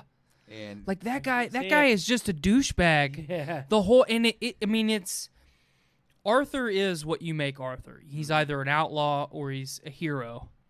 And you get fully immersed into that one way or the other. You can kind of skate down the middle. To interject, what I like is that, yes, you can kind of make him how you want, but what I like is that when he starts off the game, he is not really a good person. No, he is a piece of shit. He's in there. He is definitely in there. And what I like about the game is that, the whole tagline of redemption, the whole game of the first game could be considered redemption. John's redemption. Arthur's doesn't come right away. Nope. It comes later. And I'm glad. As he starts reflecting on himself. And did you ever get the talk about his kid? Yes. Did you ever get the talk about about the girl? Like the girl's mom or like his kid's mom? No. Okay. Arthur's kid Isaac. He impregnated A waitress. A waitress. She was 19, and I mean he couldn't be with her for his life, his lifestyle, what he was doing. Mm-hmm. But he would go see her and the kid every couple months. Stay there for like a couple days. He'd bring money. He'd bring stuff. He'd support them, and he loved that little boy. Boy was innocent, and he came back one day, and there were 2 crosses outside. Yep. And they were murdered for $10. $10. And that messed with him so hard. And that's also a storyline reason why he never accepts any sort of advance from any woman. Other than one. But like he can't bring himself to do that emotionally again and to do that to another child. But it explains why he's so kind of hardened. And then what I love is that what he goes throughout the game and where his journey takes him puts him on a path of reflection. Mm-hmm. And yes, you can kind of like make him more self-centered, but I also love the fact that they allow you to shape it to how you want and how he's should be no secret now what happens to this character. It's all over the internet. But let's just say this character definitely has a death sentence. And God, the way they did it was so period correct, and I loved it. Because from playing the first one, this dude's not around. Mm-mm. I knew from the get-go. In fact, I called exactly what happens in the shift of characters from the get-go. I said, I want that to happen so bad. And it did, and I was very happy for that. But I was not expecting them to hit me the way that they hit it with me. Mm-hmm. What was I expecting? Him to go down in a blaze of glory, right? Right. It's not what happens. Mm-mm. It happens. There are 4 endings. There's a good honor, bad honor for both endings. I did not know about the good honor for the other one. I finally saw it, and I'm like, I can't bring myself to not help John because you can go for the money. Oh yeah. I knew that. Okay, but there's 2 parts of that. There are 2 ways that ends for Arthur, and in one of them, in both of them, in low honor, Micah finishes them. Mm-hmm. But with low honor, with the going for the money, he gets stabbed. Mm-hmm. For the high honor, Micah takes off with the money. Yep. But in the process, Arthur takes his eye. So he has one. So when you meet up with him later on in the epilogue, he's got, yeah. I didn't know that. And they bring up exclusive dialogue, where Micah calls John Scarface. He's like, "You want to talk about Scarface? Yeah, your buddy Arthur did this to me." Mm-hmm. And it just a little bit. Did you know who voiced Micah? Mm-mm. The guy that voiced the doctor from L.A. Noire. Really? Courtney. That's the same guy. Wow. I know, because he does such a good job. Mm-hmm. I'm going to give props to almost everybody who voiced in this game. Oh, absolutely. Everybody. Did you see what Chris Pratt gave it props to the guy that voiced Dutch? Mm-mm. I guess he's friends with that guy. He goes, "You did a top-notch job." Yeah, Dutch is a shitbag. But I love... What I love Fuck Dutch. I want that T-shirt. He's got a plan, and I don't care. What I loved about Screw your plan. Yeah, screw your plan. What I loved about his character is that he was already kind of becoming unhinged towards the beginning, Mm-hmm. but you still had Arthur and you still had Hosea, his core. Well, Arthur points out that Dutch claims himself as being Arthur's surrogate dad, but Hosea is the one that Arthur more resembles. Yes. With his character, yes. Now, Dutch is starting to lose it. He's starting to become unhinged because of what happens in Blackwater, right? That was Which is his Micah's fault. Well, it's not just Micah. It is also Dutch's because he killed somebody there. And it caused it all to go to shit. But Micah was definitely part of that as well. But Dutch throughout the game slowly becomes more and more unhinged and losing control. And as I said, Arthur and Hosea kind of bring him back together. You definitely believe Dutch. That he believes what he says. He believes in family. He believes in the group. He does. He absolutely does. Loyalty. But also so much, one of my favorite moments in the game is when, I think it's in Chapter 3, when you find out that Jack has been taken by the Braithwaites. And then, things have already happened, of course, with Sean. That has already happened. And then you guys are trying to recruit and trying to like, okay, we got to get out of here. Like, Jack is gone. You know, wait, what happened? Where'd he go? I don't know. I think they took him. And someone's like, I saw a break. Wait, I think they took him there. And Dutch is like, fuck this. We're going to go get that boy now. All of us. Right up now. You can't save him, Rick. This ends today. And I mean, he gets pissed. You took one of his family members. Yep. And then he, like, you guys ride, and it's the war drums all the way. You guys are like, oh crap, we gonna fuck somebody up.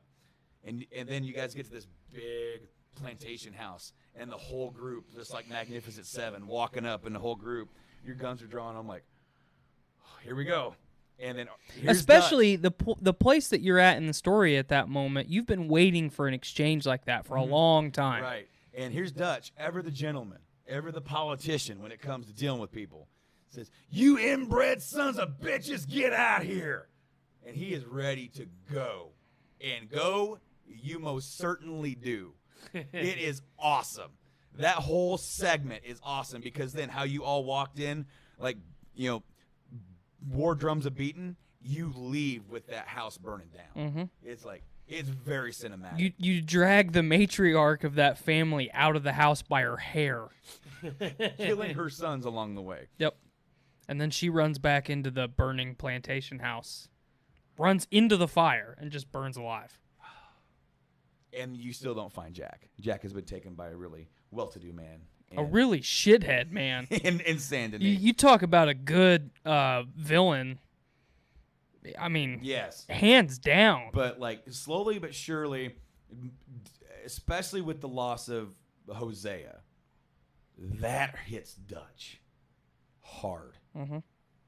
And then you have Micah in his ear, to where, like when they get back from Guarma, he's in his ear. He's pulling the strings because Micah's on the fucking take.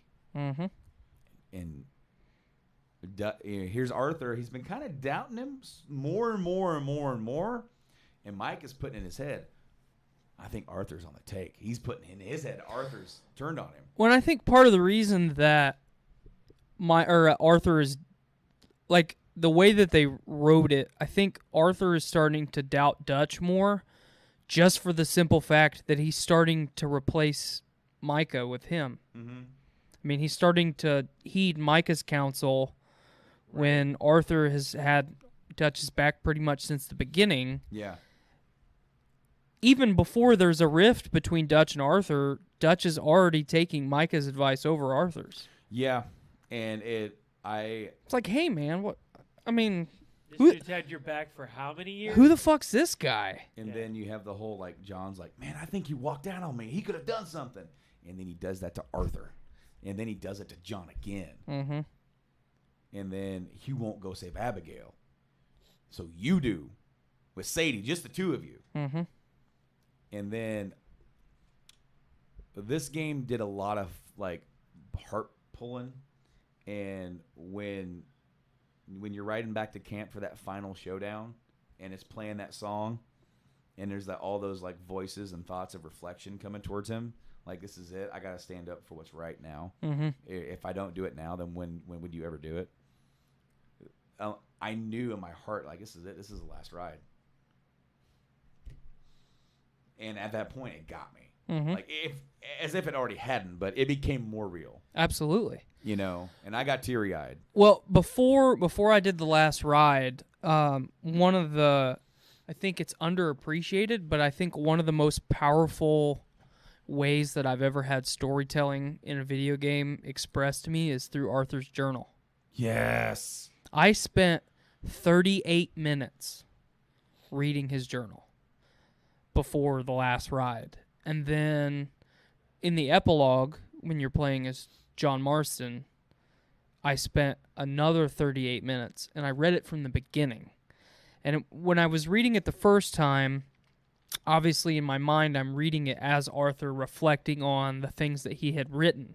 Right. And they did a very, very good job painting the picture as you're reading his journal. From when you start the game, you get a little bit of backstory on what went down on Blackwater, and then every little thing that you do in the game ends up in that journal. Through his perspective. Through his perspective. You've already seen it, but then you get to relive it through his words. So if you save a guy that gets his leg caught in a bear trap, Arthur puts it in his journal.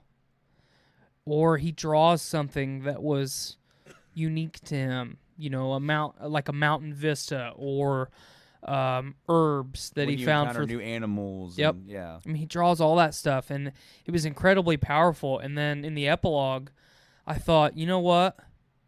John got all his stuff because Arthur gave him his satchel. I opened the journal, and I went back and read it from the beginning.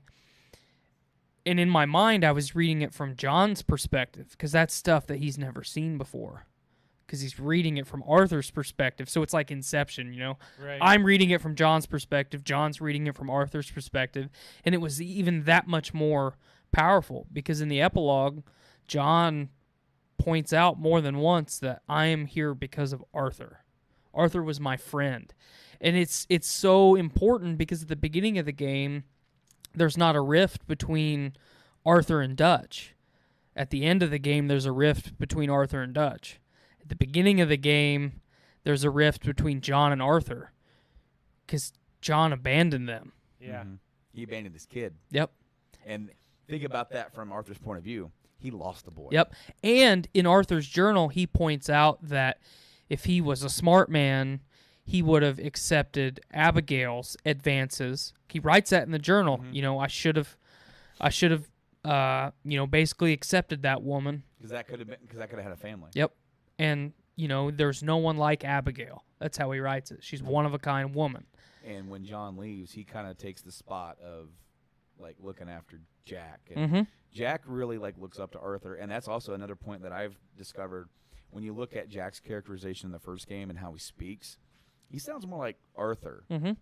Like, with how he's, like, more subdued. Well, what I mean is he sounds more gentlemanly. He sounds more intelligent and more gentlemanly than John, because John's kind of like a ruffian, Right. Yeah, rough. Like He's rough just a and street kid. Yeah, rough and tough guy. He ain't a smart man. Not a smart man, Gen A. What I like is John's like I'm always honest. Maybe not always good, but I'm always honest.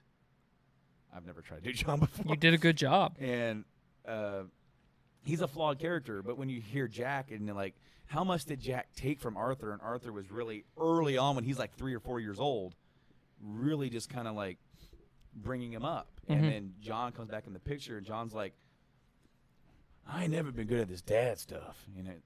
Arthur's like, get your head out of your ass, boy. Just do it. Just be a dad. Yeah. Be a man. Because Arthur's like, I never had that chance. You do. Damn it. Well, and like, so there was Arthur's original love interest, which I loved those side missions. With Mary. All of it, from the beginning to the end, was all fantastic. What I love is that from the get-go, it's like, it's never really seen as this could be a rekindling. This is like a complicated thing because they both still have feelings for each other, but they know it's impossible. Right. But then at the very end, when she's like, just run away. Come with me. He already has tuberculosis. He's already going to die. Well, and he commits. He does. I got one more thing to do, and then I'm coming to you. I'll wait. And then they end up deserted in Gorma. And then she's like, okay, guess you're not coming. And then you get a letter from her. Which, did you ever read that letter? Oh, yes. Dude, that was heartbreaking because that's right near the end of the game when he's like really like, this ain't right. This whole thing ain't right. I mean, he's trying to get people out. He gets Trelawney out. Yep. He boots. Did you ever do the little money, like the money collecting missions after he got sick? Yes. With Herr Strauss? Yes. And him kicking him out of camp? Oh, yeah. Yeah, I'm really glad, because I did an honor playthrough. I did too. I'm really glad that I did it the way that I did, because the dialogue for the honor playthrough is so much more satisfying than the outlaw. I love at that point, that they keep saying, Arthur, you're a good man. There's a good man inside of you. And he's just like, yeah, whatever. He knows he's a piece of shit and has been, right? And one thing that I do like is that you help Sadie Adler. My favorite, other than Arthur, she's my favorite character badass. She's my favorite character in the game. And she goes, next to Jake, you're the best man I've ever known. He's like, I know the company you keep. Competition's not too fierce. I love just he's like, stop. He's so modest. And she's like, no, seriously. You know? Well, she says early on that Arthur and John are the only two people that she trusts in camp. Mm-hmm. She doesn't trust anybody but those two. And I've actually gone through on YouTube and watched the like dishonorable stuff. And I'm like, I cannot play the game. Like, I'm so glad I didn't do it. Like him not helping Sadie. He's kind of he kind of comes off as a like a selfish fool, because then he's worried about the money. He's always worried about the money. He's like, dude, you're gonna die. Mm-hmm. But with the honor playthrough, he's more worried about getting everybody out who is sane here, who's still left, that still has a brain, getting Mary Beth out of there, getting Trelawney out of there. And Trelawney doesn't really hang around in camp too much, but he's like, go. But he's a cool character. Exactly. Miss Tilly was a cool character. Oh, I loved her side stuff. That's another character. I was really happy that a lot of these characters you get to go back to. Reverend Swanson. I hated him in the beginning. I did too. And did you find his syringe in camp? Yeah. Yes, and that made me hate him even more. Yeah, I was like, and Dutch allows this? Yeah, he's like in camp, shooting morphine up in camp. And then by the end of it, he's clean, clear-headed. Did you see what he becomes? He takes over a church in New York. Yeah. Now, one thing that I missed, I didn't get this sister. Oh, I did. Scene. I actually got the Swanson scene. Okay, I got the sister scene. Because I actually didn't finish that because I was like, main story. I don't care about anything else. And I like both of them because the sister one, he admits that he's scared for the first time to anybody. But for the Swanson scene, I liked it because it actually kind of gave him a farewell. Mm-hmm. Yeah, because you don't get one otherwise. Yeah, I know, and it's like because he's the low honor, she's the high honor. But if you don't complete all the side quests for the father and Saint Denis, you get him. Then you get him, and so that's what I did. And I'm like, I like both of them, and I wish you could have got both. But again, the storytelling in this game is so powerful. The storytelling so far this year, between the few games that we got, is on point. Mm-hmm. This game deserves every single accolade that it gets. If God of War was not released this year, this game is hands down Game of the Year. Absolutely. I mean, I take your guys' hype of Spider-Man very highly. You'll love it. A lot higher than if I read a 10 out of 10 review online. You'll absolutely love it. Because, I respect your guys' opinion. But, I mean, Arthur, that's all I need to say. Absolutely. Arthur was a great character. Absolutely. One of the greatest characters I've ever played. And I loved how the epilogue, one last thing with Red Dead before I move on to the grading. I loved how the epilogue basically sets you up into the first game. Mm-hmm. And I love the reunion with Charles, even Uncle. I love Sadie coming back in. And I also loved the little stuff with John and Abigail. Like when he proposes to her, and then it's so heart-wrenching because then you already know how that story ends, and these characters do not have a happy ending. One thing that I appreciated, but I was a little bit disappointed in at the same time, as far as Arthur goes, he has the tragic love story between his child and the mother of his child, and then the tragic love story with Mary, and then the potential love that he could have had with Abigail because of the family. There's a connection there with Sadie too, and it's kind of hinted at, and there's a little bit in the journal about it. And if I was going to change anything, I would like to see those two kind of have a sort of a fling, or just sort of a kindle of something? Just an emotional, a little bit deeper of an emotional connection, because he was there the night that she lost her husband, and he was there all the way to the day that she avenges her husband. I mean, he was with her. He was the one supporting her the whole time. The whole time. He was the only one. I mean, you could say John was too, but nobody else in camp did. I mean, not to that extent. No. So that's literally the only thing I would change. So we've had a lot of big wins this year, but we've had a couple of fails, And More than a couple. well, I mean, I picked 3 because the last fail is such a out of whack fail that you guys are gonna be you guys are gonna have a big kick out of it. So the first fail is just Blizzard in general, with BlizzCon and Diablo Immortal. We talked about it here on the podcast before, and how that just was not really well received. And then we rambled. I don't know if it was actually on the pre-show, if it was actually all just before we even started, about Fallout 76, and went really deep into that. And then another big fail this year was the PlayStation Classic. How I'm really glad you brought that up. the thing is that they could have just rode that wave, and I think there's a lot of things here that worked against them. Like the so recent releases of the new Crash remaster, the new Spyro remasters to the original. Those 2 games should have been on the PlayStation Classic, and they're not. Whether or not it's because of that, I don't know. I mean, you have to think about licensing and all this stuff with whoever, with Activision, who owns those rights. But there are games that are on there that definitely should be. Then there's a lot of games that should have been on there that are not. Right. And for $100, it's not worth it. It's not worth it. I've said here on the show before, go get yourself a slim model, original slim, or even slim 2, whatever, PS3. You can get one for like $89, $90. So it's even cheaper than this. You can get one used for about $90. There's your PlayStation 1, hooked up via HDMI. You can download them on flash sale. Like you can get like $2 or $3 a game, bunch of digital stuff as well as physical stuff to go to your favorite mom and pop resell. You can find a lot of PS1 games available, even on eBay for pretty cheap. There are some expensive games out there for the system that goes with the territory. Like, right. The original Persona is one reason alone to get the PlayStation Classic, because it's like a $60, $70 game. That alone does not justify a $100 price tag. Right.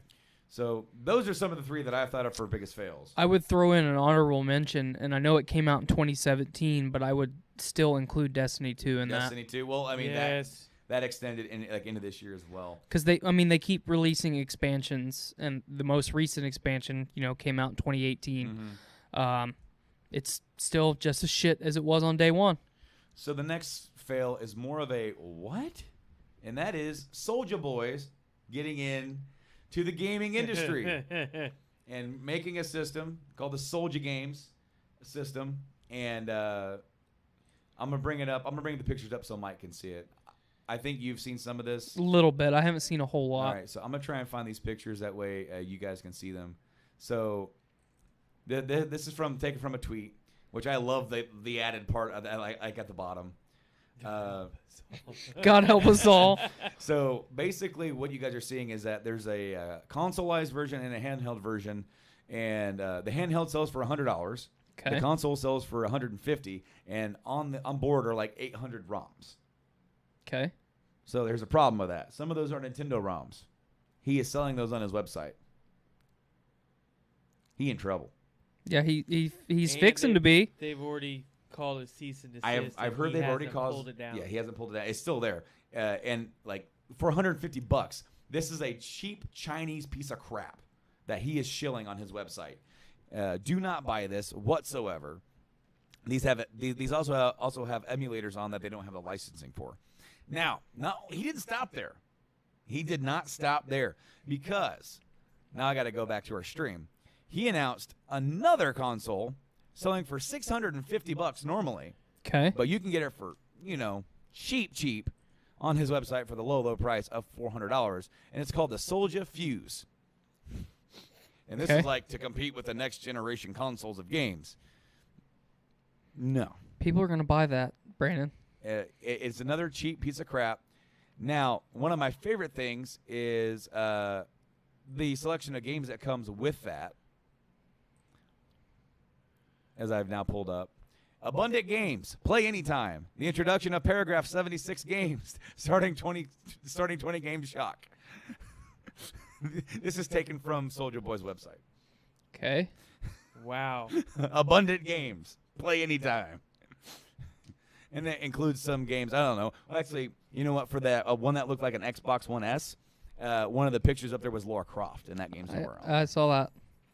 So, these are some of the games that you can possibly get with it. But one of my favorite things that was included is what could be. We may have to redo our greatest controller of all time next year, Mike. Oh, yeah? To include the Soldier Fuse controller in the bracket, because I think this just may take it. Wireless control, get rid of the shackles of the thread. Smart design, unite the mini crystal technology. Matte black tunnel empty shell. Mirror paint, cutting geometry. Aircraft grade aluminum lifting frame to create a stable atmosphere without losing the contours. Jesus. Wow. Wow. Cutting geometry is my favorite line. My other thing is what's the rest of the controller look like? Like that's an Xbox One. It's an Xbox One controller. Unite the mini crystal. Yeah. I can't even say it. The mini crystal technology. So crystals, much mini. Oh, and I didn't include this on the stream, guys, so I'm sorry. But these are a list of gaming partners that are involved with the Fuse. Ubisoft, 505 Games, Rimlight, Koami Techno, Concept, among others, Codemasters. I highly doubt. These guys Deep Silver, I doubt that. Because they're the ones that do the Metro series. Yeah. Now, it was 505. What games do they make? I'm looking it up. I don't know. Because they sound familiar. 505. I know them. I just cannot place the games right now. 505 Games. Terraria. Payday. Portal Knights. Okay. Payday's Abzu, the big one. Brothers Tale of Two Tales. Sniper Elite. All right. So that's my what the fuck moment of the year. That came right near the end. I did not expect that at all. I didn't think that's what you were going to bring up. we haven't talked about it on the show yet because I think I could have talked about it last week, but then the Fuse thing happened in between then, and I'm so glad I waited. But now, how many of each are you guys going to buy? I mean, that's 5 fuses. That's a legitimate question. There's going to be a fuse hooked to every TV in my house. Oh man, good lord. So now, here at the end of the show, guys, we're going to take each main of the three, PlayStation, Nintendo, Xbox, and basically give them a grade. And we're going to start with Nintendo. How about Nintendo first, guys? Nintendo came out this year, and of course, you had a lot of Wii U ports. You had a couple of big titles that came out within the year. Pokemon Let's Go, Pikachu and Eevee came out. Smash Brothers came out and has now become the fastest-selling Switch game of all time. Octopath Traveler. Octopath Traveler came out this year, as well as a myriad of other third-party games came out to the Switch. And Lost Sphere. Yeah, Lost Sphere was another game that came out as well, another RPG from Square. How do you guys think Nintendo did this year? I mean, I think I might also be getting a Switch for Christmas, which is why I didn't buy one for Black Friday, because I think I'm gonna get one. If I don't get one, I'm gonna be sad, like a little boy, like a little boy on Christmas that wanted a Red Ryder BB gun and didn't get it. But I think I'm gonna get it. So I already know that weekend after Christmas, I'm gonna spend a lot more money on Switch games than I probably should if I do end up getting one. But I think along the same lines of what we said with Capcom and like Sony Santa Monica, I think they are steering the ship in the right direction. I think the Wii U kind of was a failure, but I'm not going to call it a failure because I think it was just something with a lot of untapped potential and flew under the radar of the other two consoles. It wasn't very well marketed either. Absolutely. But with that failure, we got the Switch. Absolutely. And they have definitely marketed well. Mm-hmm. They have got a lot of third-party support. I mean, who would have thought that you would have been playing Doom, portably or Skyrim. Or Skyrim. Even though it's an older game, it's in your hands. Right. And there's so much. I can walk into any store or pull up the Nintendo category on any electronics website right now and have so much third-party material, not just games, but accessories, and like I don't know what to buy. Well, here's the thing is that they really marketed this for third-party support from individual developers. Yes. And that really did well for them because a lot of those games are amazing games. Mm-hmm. I don't know. In good conscience, I can't give Nintendo anything less than an A. I think I'm going to give it a B, solely on the purpose that, like, I mean, Kirby came out this year, too. I kind of forgot about Kirby. Yeah, I forgot about Kirby, too. I mean, they did have some good exclusives. I'm not going to discount that. But I don't think it was as good as kind of like their first, like, kind of first year or two, you know, like, because we're in our second full year of the console. And I think the first one was just so, you know, they came out with Zelda, Mario in the same year. Mario Kart was a port, but a damn good one because, like, that game has sold double what it sold on the Wii U. So total it sold like 30 million copies, you know. Well, here's the thing, though, is that they came out swinging in the beginning, and that really helped. Starlink, the whole deal they have with Starlink, and you have a full Star Fox story great. in that, you know, exclusive to the Switch. They And I heard that game was terrible, though. You really? Yeah. I've been hearing nothing but good things about it. I haven't heard anything horrible. But I don't think they did anything wrong this year. I just think they didn't have as. I mean, you have Smash. For me personally, that's not as big, but for a lot of other people, it is because obviously it's the fastest selling game on the Switch. Mm-hmm. You know, Pokemon Let's Go isn't a traditional Pokemon game, but it's capitalizing on that popularity of Pokemon Go, bringing in all those brand new people who never played a Pokemon game. Mm-hmm. Try this one. Not only that, but I will applaud you because both Xbox and Nintendo did something really great this year by releasing more accessible controllers. And while Nintendo was already there, but the Xbox accessible controller came out this year.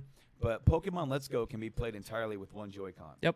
Completely, or with the Pokeball. Mm-hmm. And if you are, you know, have any sort of ailments, have any sort of, you know, if you're incapable of playing a traditional game, that's pick up and play. You can Absolutely. play that game. And I gotta applaud them because at first it's like, well, it's kind of a complaint in one way that you can't actually play that game docked without motion controls, but it appeals to everybody because what were you doing out there with Pokemon Go? You were doing this, you were moving, you were doing stuff. So it gives you the similar feel. And with Smash Brothers coming out right near the holidays, capitalizing on all the Smash hype, you know, it hasn't been that long since the other Smash hype, and people are still just as excited. Nintendo's firing on all cylinders. They've reached like almost 25 million consoles sold. They are definitely on the right direction. Mm-hmm. I'm going to go ahead and give them a B+. So they get a B+ as well for me. I thought basically mirroring exactly what you said.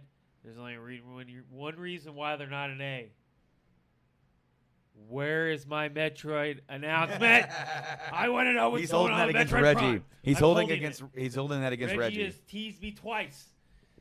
This bitch. You're gonna get it at January's Yeah. Direct. I know that. Yeah.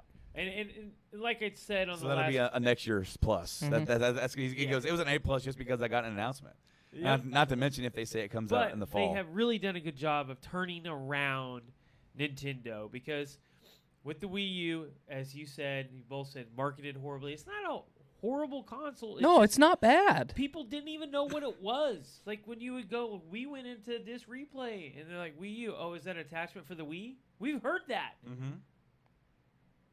Why didn't you market this better? Wii U, new console for hardcore gamers. But they didn't market it well at all. It wasn't powerful enough for when it came out either. Yeah. With it being 1 year before PS4 and Xbox One, it was like right there with the 360 and PS3. But with the Switch, they've made it to where it's right. It's definitely not as powerful as a PS4. But it or doesn't an need to Xbox. be. But it doesn't need to be. But it's right in that happy medium of, hey, this is what it is. Plus, it's portable. That's huge. You can take a lot of games that are on the PS4 and Xbox One and make them playable on the Switch because you're dumbing down Graphics. details and you do have to rework it. But I've had the stance that I don't always need to play in 4K. Mm-hmm. Right. I am totally Well, you're okay. not playing anything in 4K other than Red Dead and the PS4 other than Red Dead and Gran Turismo Sport. But on Xbox, your catalog's a lot bigger. It's got a lot. That's why I buy games for my Xbox so I can play them in greater than 1080p. Right. But I don't need to play every game in 4K. Right. If I did, I would have an Xbox One X and a PlayStation Pro. See, and the PlayStation Pro, it really isn't that good for 4K. Right. Because, like I said, I just mentioned the only 2 games. And if you actually look at graphical comparisons of Red Dead 2 on each one, the Pro isn't any better than the regular or the S. The Xbox X is the only one that you're like, okay, I see a significant difference in the detail of this game. Right. So if I want to play Doom I mean, what does the Switch play in? Is it 720? Yeah, handheld. Okay. 720. Yeah. And 1080. 1080 docked. But the size of the screen. Yeah, that looks great. Yeah, it's phenomenal. It's fun. Yeah. So the thing, like you said, is like I think that this year it's a little lower, only because they blew their load in the beginning. Right. Which is what they needed to do, though. They've Yeah. done exactly what they needed to do. They've marketed it right. They've sold the games. They put out the games that everybody wants. What do you want when you get a Nintendo game, a console? You want a new Zelda. You want a new Mario. You want a new Mario Kart. And I'd throw Smash. Kirby in there for sure with Smash Kirby, Brothers. And And see, the Smash. thing is that like even though those games are like a year old, they're still selling. Mm-hmm. Yep. Those games are still selling very well, and so like on average, what B plus, A minus, Yeah. average. Yeah, like, averaging out between us. I would say A- for sure as far as mine goes. A-, yeah. But I mean, they're still I moving. only gave it that low. I still give it an A- and A because they've done well. They're doing very well. The third party selling great on the console. Mm-hmm. The only problem with that is that they need to make a larger memory bay for you to have those games. But other than that, they're doing everything right. And the thing you have to remember about Nintendo too, every year from here on out for the rest of the life of the console, they're going to get more and more third-party support. Yep. Absolutely. In every facet, whether it's accessories, whether it's games, developer, it doesn't matter. They're going to continue to accrue more support. Because they're looking at 25 million sales. Absolutely. So you now can put your new Bethesda Rage 2 on there, which they're not said anything that they have or have not. Right. But it's possible. It's possible because you know that there's 25 million players out there that might pick that up. Just to have it portable. Just to have it portable. Yeah, might buy 2 copies. One Right. for one of the other consoles. Yep. And like, well, I can take this on the road trip. Yeah. Yep. So next up, we're going to talk about Xbox. Now, on the exclusive level, they haven't had nearly as many as the other two. We're looking at Sea of Thieves. We're looking at State of Decay. State of Decay 2. We're looking at Forza. And then you had timed exclusives. Of course, they had like PUBG first, and and they had some other stuff.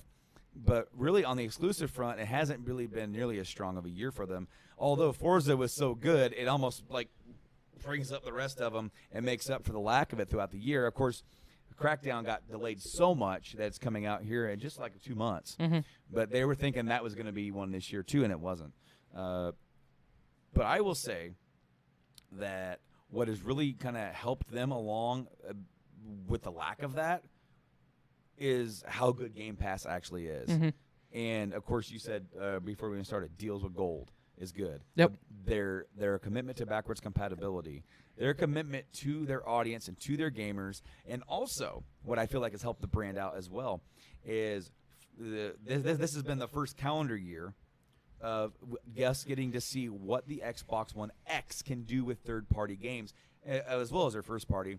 But for you to be able to see what 4K gaming looks like with a console that powerful. Right. And whereas I definitely feel like out of the three, they're in last place for this year. But that's not due to it. That doesn't mean that they're also not on the right track. Mm-hmm. That doesn't. But mean they stumbled so hard.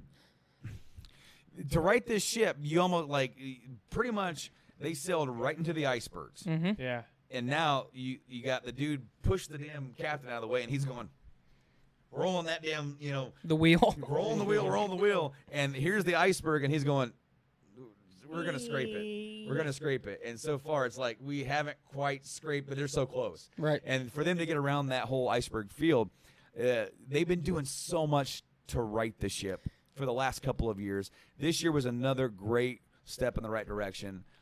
Getting Xbox Game Pass into the hands of gamers, showing them how good of a deal this is for you, bringing then the whole idea of every single Microsoft Xbox exclusive coming to here day one, starting this year, Forza Horizon 4 got me to play that game. I probably would have never have done it. They got me to play it. They got him to play it. They got you to play it. Maybe we wouldn't have bought it. I would not have bought it otherwise. There's other games coming out around that time with Assassin's Creed, with Red Dead right around the corner. Man, it's hard to go out and spend $60 right then and there. I was very skeptical about the open world. That's what open world with everybody in it. I was like, I don't know about this. I'm not really feeling this, but they did it. And they did it well. It looks great. And then it plays great. It feels great. The future is bright for the brand. Phil Spencer's making so many great moves with this brand to get it back up. It's hard for me to say this, but I will not be surprised when we get to the next generation of consoles if they're not leading the pack on the next go. Not due to PlayStation's failures per se. Just because of how hard they're going at it. Just because of how hard they're working and then momentum. Sony has a lot of momentum going on right now, and then they've been knocking it apart with a lot of their exclusives. And then they've also have a great console. But Xbox does not have a bad console. It's just as good in a lot of ways. But as we said, stumbled so far out of the gate that for them to catch up in the race, they're not going to beat them because they just announced. They didn't announce, but some website was able to pretty much say definitively they've reached 40 million consoles sold, which is half of compared to PlayStation. Didn't PlayStation hit like 85 million last month? They just surpassed the Xbox 360 sales, which that was like 300,000 more than the PS3 sales. Right. So this is an interesting dynamic here, because what we have here is the Xbox coming into the Xbox One generation off their highest selling console, of all time, right? Xbox highest selling console is just 500,000 more than PlayStation's worst selling console. Because PlayStation 4 is now on the map to meet the Wii, which is at 100 million. 101 million is the PS1. 150 million is the PS2. Xbox's greatest success is just that much better than PlayStation's biggest failure. Absolutely. That is such a... It's crazy. Is crazy to think about. That's crazy to think about, and I don't mean that to to demean and belittle Xbox, because they definitely have a place amongst PlayStation. They definitely do. By all means, if anybody comes to me right now and says, "I want to play games. I don't care about exclusive. What should I buy?" Xbox One S. Because of the value that they give you in the third party, you can play all the great games. Plus, you get Game Pass. That sets you up right there. So, what's your grade for this year? I'm going to give them a C. They're passing, but they didn't hit me with the 1-2 with really any other than Forza. State of Decay 2 was good. I played it and I enjoyed it. Xbox Game Pass, I enjoyed the crap out of that and got to play so many cool games. But I think they are a distant third this year for sure. And that's not for a lack of them hyping things up for the future. They had a really good E3 showing this year. But, I think a lot of their strength is in third party, is in with the Xbox One X, is with Game Pass. And maybe a C is too harsh, but I'm going to give them a C. I'm going to give them a solid B+. Okay. And I say that I put them on par or very close to on par with Nintendo, just for the simple fact of, you highlighted exactly what I was going to say about Game Pass and games with gold. And yes, they struggle in the first party market, but they announced at E3 all the studios that they picked up, and we XO 18, yep, Obsidian, and we don't, with Obsidian, that's huge. If I had to put my money in Obsidian's bank account or Bethesda's bank account right now, I'm sorry, I'm going to put it in Obsidian's bank account. That's just my personal opinion. We're going to talk about that in a minute when we talk about what we're looking forward to. That's fair. But with everything that Microsoft is continuing to try and do and how they're trying to improve, with all of the studios that they acquired, their future is so bright as long as they keep steering the ship in the direction that they are, I think that they were right along on par with everything that they did this year. I feel that, like, while they made a lot of great moves and announcements, that's not really going to reflect until, like, next year or the year after. Mm-hmm. As far as, like, their overall performance, I thought they did good. I thought they did, very solid, and they're going forward, and I'm on their team. And that's something to say for me as being a really hardcore PlayStation guy. I'm rooting for them. Well, and that's kind of where I'm at too, because they have given me so much hope for the brand when they, just a couple years ago had completely removed that. I told every person that I knew that gave a shit that I will not be buying that junk ass Microsoft Media Hub. That's how I said it. I am not fucking buying it. I will not. And what did I do? I ended up buying one. But, Gears of War and Halo, man. Like, they announced those. It just gives me so much hope for the brand that I can't dog on them too hard. I mean, they definitely didn't do as much as Nintendo did, and Nintendo didn't do as much as I thought Nintendo should have. I mean, I agreed with both of you guys, but they're not taking on water anymore. Right. So in my mind, that's B+ all day. What do you got to say, Mike? I'm going with a C. After what you all highlighted there, it's a solid C. And I'm on the same perspective as you. I think that their shifting gears deserves an A. They realize we have the best console out. We do. It is the most powerful console. But what are we lacking? We are lacking first-party games. Mm-hmm. People are not coming to us. They're coming to us later on. So let's change that. So they've acquired all these studios, and it's like, all right, now I'm excited. What are you going to show me in the next 2 years? Because this stuff isn't going to come into a flourishing until 2 years from now. Because, if not longer. Right, if not longer, because you don't know if these deals have been backyarded for a couple of years, and they've been developing games for them, like Fable.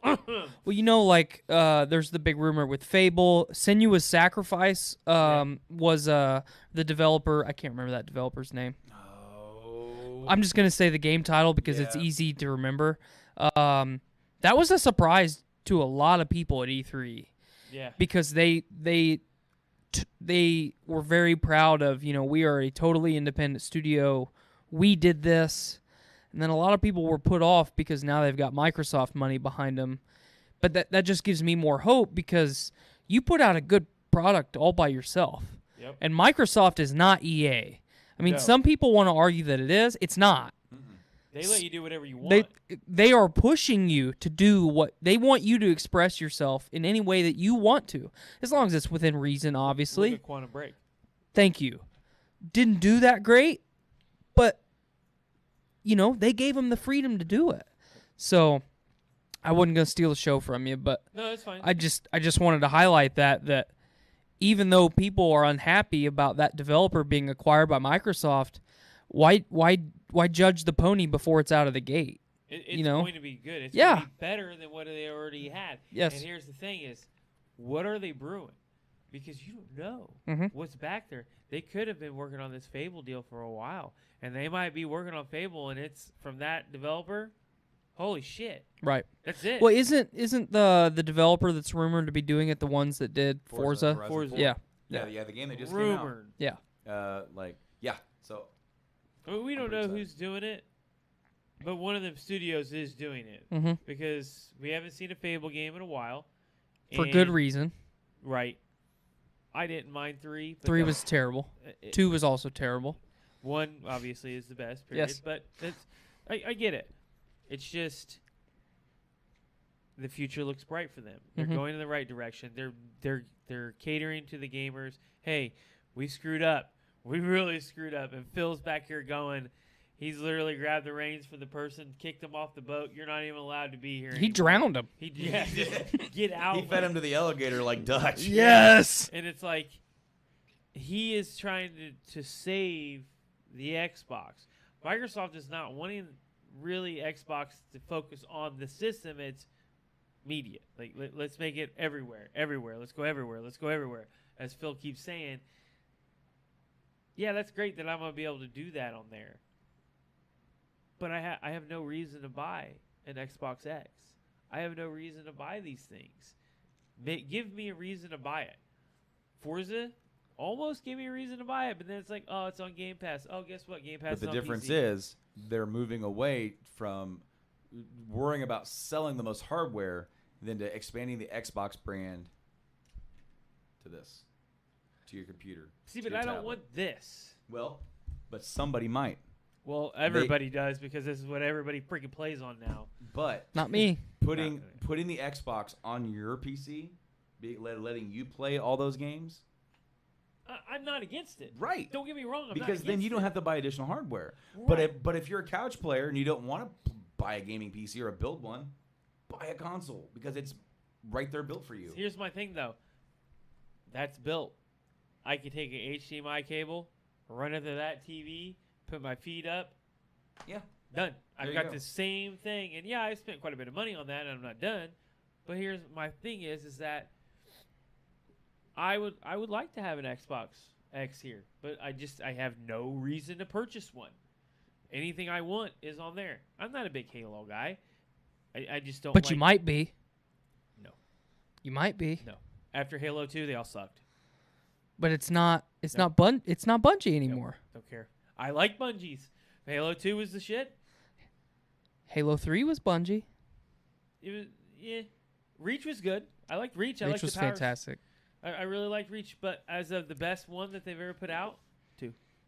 Reach is the best one in my opinion. But what I'm pointing at is with Halo, Bungie was done with Halo. They moved on. 343 took over. They were being attacked pretty much right out of the gate. No one wanted anyone other than Bungie to take a hold of that franchise. I thought 4 was really good, personally. I thought 5 was terrible. I almost disliked 5 as much as I disliked 3. And I'm the unpopular opinion guy that doesn't like Halo 3. So, but I'm very, with the direction that Microsoft is trying to go, trying to bring more people back into their stable, because I keep using the horse references, so I'm going to keep doing that, to put them back in the stable and brush it. Yeah, there, girl. But I think that when 343 goes to put out the next Halo game, that Microsoft is not going to let them put out anything subpar. Oh, no. It's not going to be another Halo 5 because they know, as Brandon so eloquently put it, they are so close to the iceberg, they can't afford, just as a brand, they can't afford any more failure. Any more colossal or blatant failure. So between Halo and Gears, if those two games were coming out next year, I would buy an Xbox One X. If you're a fan of sci-fi, Halo's there. If they throw in good storytelling and they finally wrap up the series with Halo 6, I got to buy one, man. I'm sorry. I would play it. I'm not going to be fully against it. Yeah. But well, you have the ability to play it already. maybe. Are they gonna, I mean, come on. It would be there. It would be there, but this is the thing. With Halo, that would change the multiplayer just unbelievable because Halo, I mean, they still have things for Halo. Like, it's a big deal. Right. You put that on PC, you've completely changed that because now you've got your Twitch players and stuff like that are going to outclass controllers then and beyond. Like, yeah. You're not even going to be standing there. But I think that they need to keep that Xbox exclusive, not Microsoft exclusive, Xbox exclusive. If you want to sell more hardware, absolutely. If you want to bring more people to the brand, maybe not. I think it's a slippery slope either way. I wonder is the Halo collection on Game Pass? Yes. Yeah. I wonder if it's available to play on PC. I don't know. I can't say. Because only a certain amount of games are available to play on PC. Right. Mhm.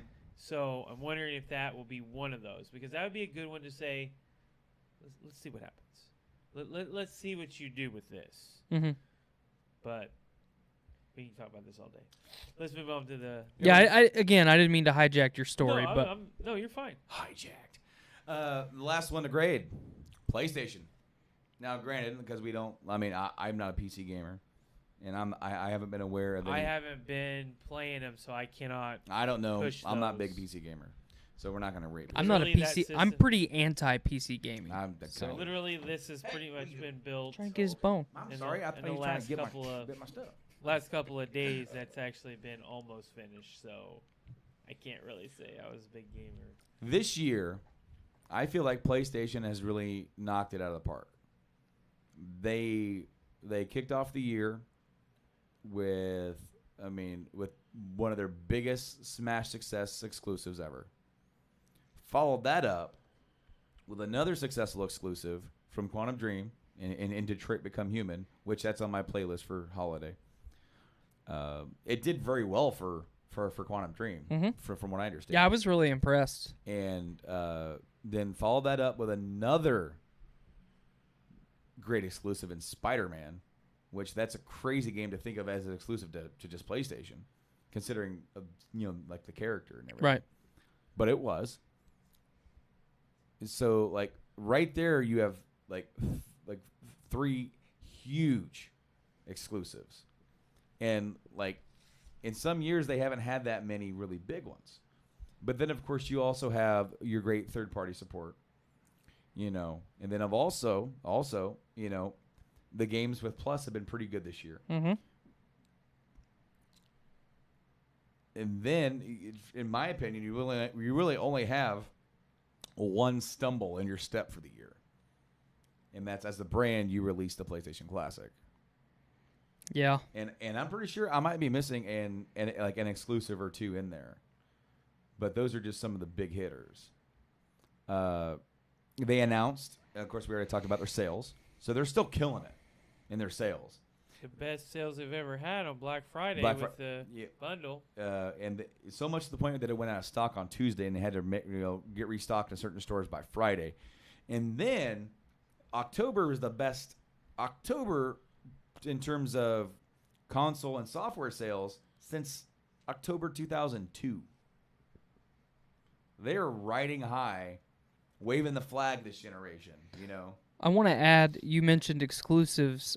Days Gone was supposed to come out this year. Supposed to. And then it got pushed back to April of next year. So So they this- would have had an even potentially another super successful Mhm. console exclusive. So They, to me, they have killed it in the last couple of years. And they still have their downtrodens. They announced we're finally going to be able to change our name for the first time yeah, since 2006. If you still have one of those old PSN names that you're just so embarrassed of but don't want to sacrifice your trophy count. So we're finally getting that. Or pay to change. You can't pay to change, can you? Mm-mm. You can't. you pay can't to change it at all on PlayStation, Sony. That's right. No, but you will be able to change it soon. We don't know when that's coming, but they did say it is coming. So that's good. That's very good. But just from that, I feel like they matched game and set Nintendo in terms of quality of exclusives this year, and I feel like that their few missteps weren't enough to really dethrone it from having the best year out of the 3. I can agree with that. Yeah, totally agree. So with that being said, on average we gave the Nintendo an A-. On average we gave, you said you gave Xbox a B+, Mhm.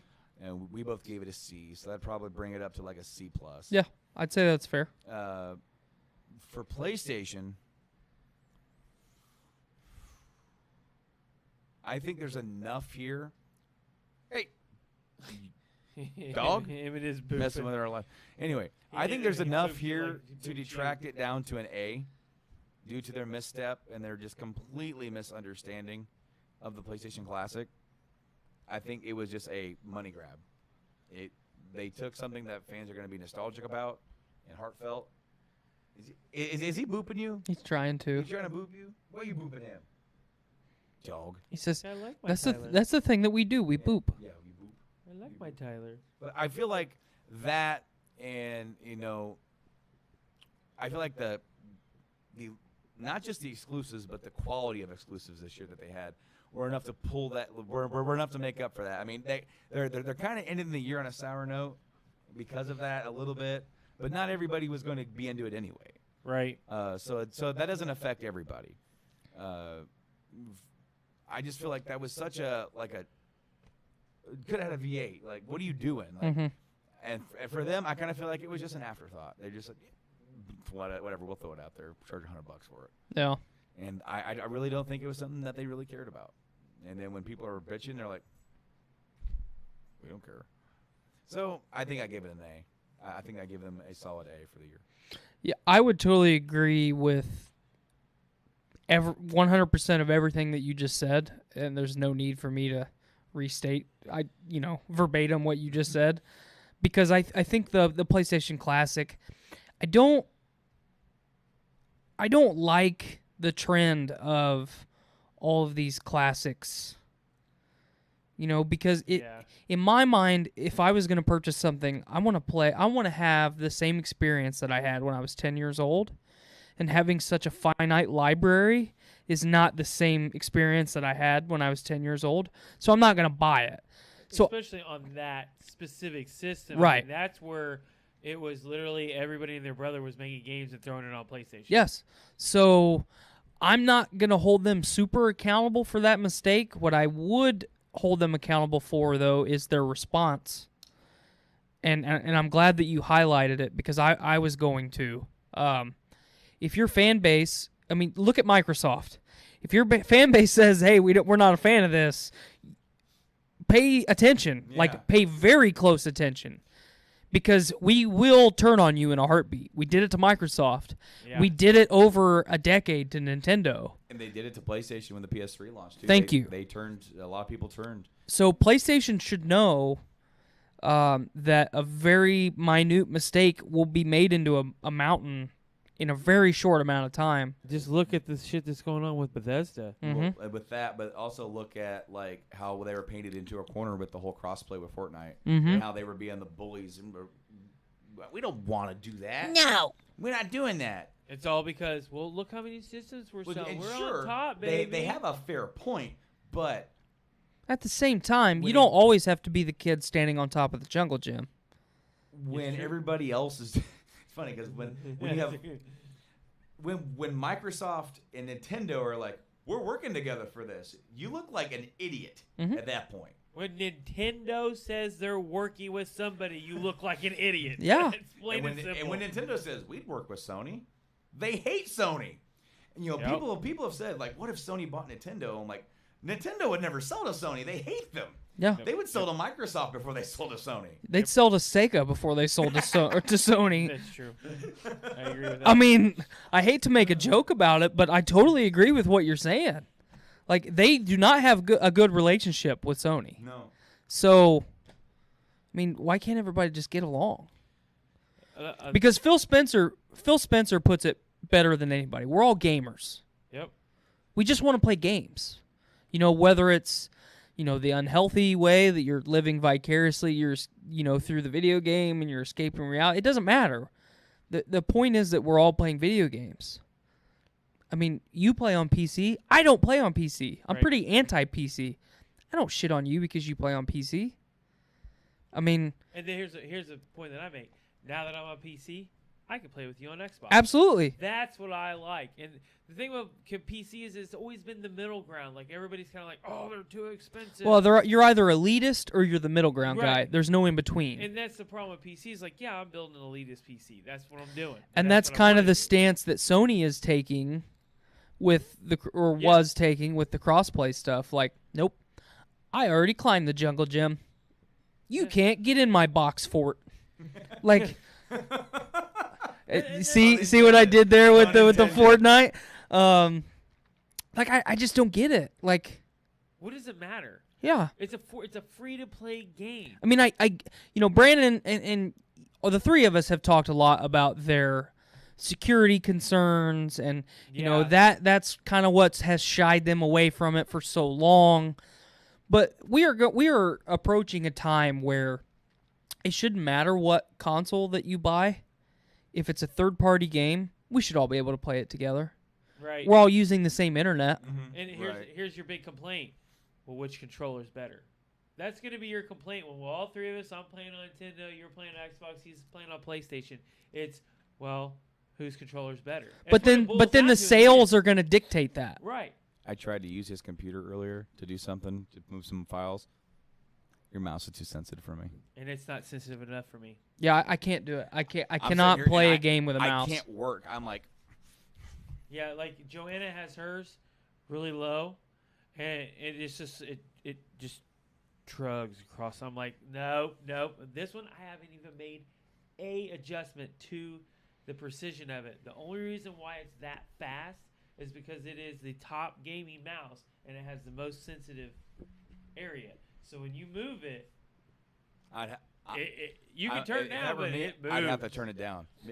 But, and that's just it, You like what you like to play on. It's like I've never liked this. This hurts me. Yes. This physically hurts me to play like this. So playing with that, I'm gonna do this. So when I played WoW, before I had a mouse, I would sit. See if I can do it on the screen. Like this, and I played like this. Or wait, like this. So I would literally have my foot up, supporting your arm. Well, yeah, kind of, but basically what it was is that I was on a end table. I wasn't in a desk. I was literally at an end table that we had out in the front room, but we were too poor, and I already paid for all of this stuff. So basically all I did was play WoW. I didn't have anything else because I didn't have any other money, but I could swing $7 a month, play WoW. So I literally played like that forever. Then when I tried to play a different way, I couldn't play. I could not play. I literally was so bad that I had to reteach myself how to play the game because I had played in that obscure, awkward position. I would be crippled. I mean, you guys saw my leg cramp earlier. I would have to have like leg braces, and that hurt my sciatic watching you. Yeah, and that's the thing is like so it was a 2-tier. So it was like here's the top. And then here's the bottom. Yeah, I'm trying to not hit it. Yeah, careful with those USB cables. So that's why I've been having my lap, because it's right there. But it was here and then here. So I put my foot on the second level, and slid my hand underneath, and that's how I played. I couldn't afford a mouse. I didn't even have, like, my space was only, like, let's say your laptop's it. I only had that much more space. So when I got a mouse, I had to play it on top of the... And my sensitivity literally had to be completely maxed out because I didn't have any. I mean, you're looking at what, a 4-inch by 4-inch square on a smaller. I had no room, so I had to turn it up. So that's what I'm used to. So playing games, like when I play like Call of Duty, it has to be on 10. I cannot play at anything lower than an 8. I have to be able to move. May God have mercy on your soul. I'm sorry. But so back to what I was saying, I in good conscience, if Sony would have had one or two more first party exclusives that sold the way and performed the way that God of War and Spider-Man did, even half as good. Even half as good. I couldn't have given them anything less than an A+. Yep. I agree. I mean, if Resident Evil 2 would have came out this year in between God of War and Spider-Man, or maybe just right here at the tail end for the holiday season, it would have been an A+. It's in January. I'm so excited. Yeah. So, are you saying it's an A? It's an A. I totally agree with you. Okay. I'm an A. All right, so that's the only one that we agreed on. Like completely. An A for PlayStation, a C+ for Xbox. Just think, and though, an A- what's going to happen for Nintendo, or what's going to happen for Sony. This is the big thing here for me. So Sony's been doing good. They're on top. The second Final Fantasy VII drops, it's going to dictate what happens to Sony at that point. Because if it is a failure, people are going to be pissed. When I think the precursor to Final Fantasy VII, and I'm glad you brought that up, is Kingdom. what the fan reception is of Kingdom Hearts 3, which is one of my most look forward to games of 2019. Same week as RE2. I know, and I'm gonna buy them both. I don't. See, I have to go with RE2. I'm not a Kingdom. If I do Kingdom Hearts, I got to start from the beginning because I've never played a single one. But And you I get know- them all. I mean, you can buy Kingdom know. Hearts 3 and get them all. Yep. So, but the point that I'm trying to make is there's almost more of a devout fan base for Kingdom Hearts. There's almost a stronger group of people that want to see this story finish with Right. Kingdom Hearts 3 than the fans like you and Mike, or you and Brandon and myself that want to have that experience of Final Fantasy VII again. It's one of my least favorite Final Fantasy games. Okay, that's an unpopular opinion coming through again. I'm a 9 guy all day. Okay, I'm not going to argue with you. 9 is phenomenal game, and But it is 9 a better story. well, 9 was the first Final Fantasy game that I played. I Right. played 9, 10, and then I went back to 7. 7. You guys both started with 7, so it's a little bit different of experience, and it's not apples to apples. How was your bath? Do you feel refreshed? Very much so. Would you like a towel? But Dog meat just completely. Annihilated. Annihilated. Your face. I get booped, and then you get, I don't even know what And then that I was. I get catted. Yeah. So this is what he does. He sits here. He's like, "Hey, touch me." He just made love to me. Yeah. Yeah, he did. Like, And you know what's funny? do I need to call another adult? You know what's funny? He doesn't even know what love is. He's never made love to anything.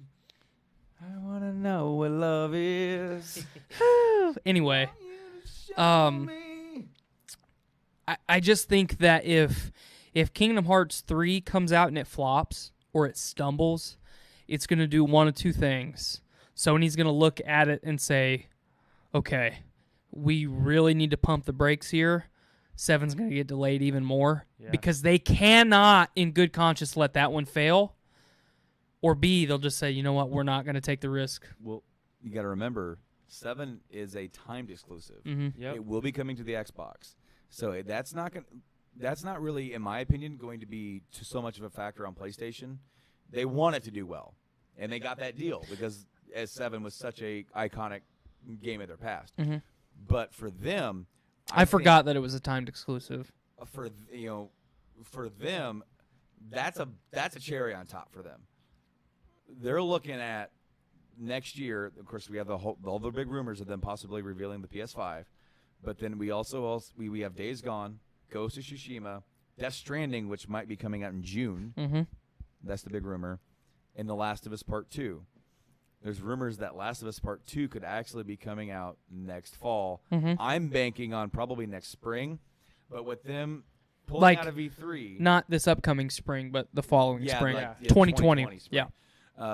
I wouldn't be surprised by that at all. Because I think I would be more surprised that it would be ready to go by the fall. If they do get ready and it's going, I'm on board. Yep. Sign me up. Sign me up. But with them, Oh, yeah. but with them I'll announcing, take 2. Yeah. With them announcing possibly the PlayStation 5 probably next August or September, and then they're going to have PSX next year, so they're pulling out of E3 altogether just that way they can hold true to themselves and have that announcement fall to themselves because they know they're going to get the eyes on it. So since since they pulled out of E3 and they're doubling down on on PSX, do you think they're going to have a bigger PAX presence as well? But potentially because I think they're going to wait until I think they're going to do like they did with the PS4 and they're going to reveal it. Because here's the thing. The rumor is spring 2020 launch or fall 2020 launch. Do you know what 2020 is for PlayStation? No. 1995. Oh, yeah. 25-year anniversary. Yeah. So, in September, 1 year out, you announce PlayStation 5. Here's what it can do.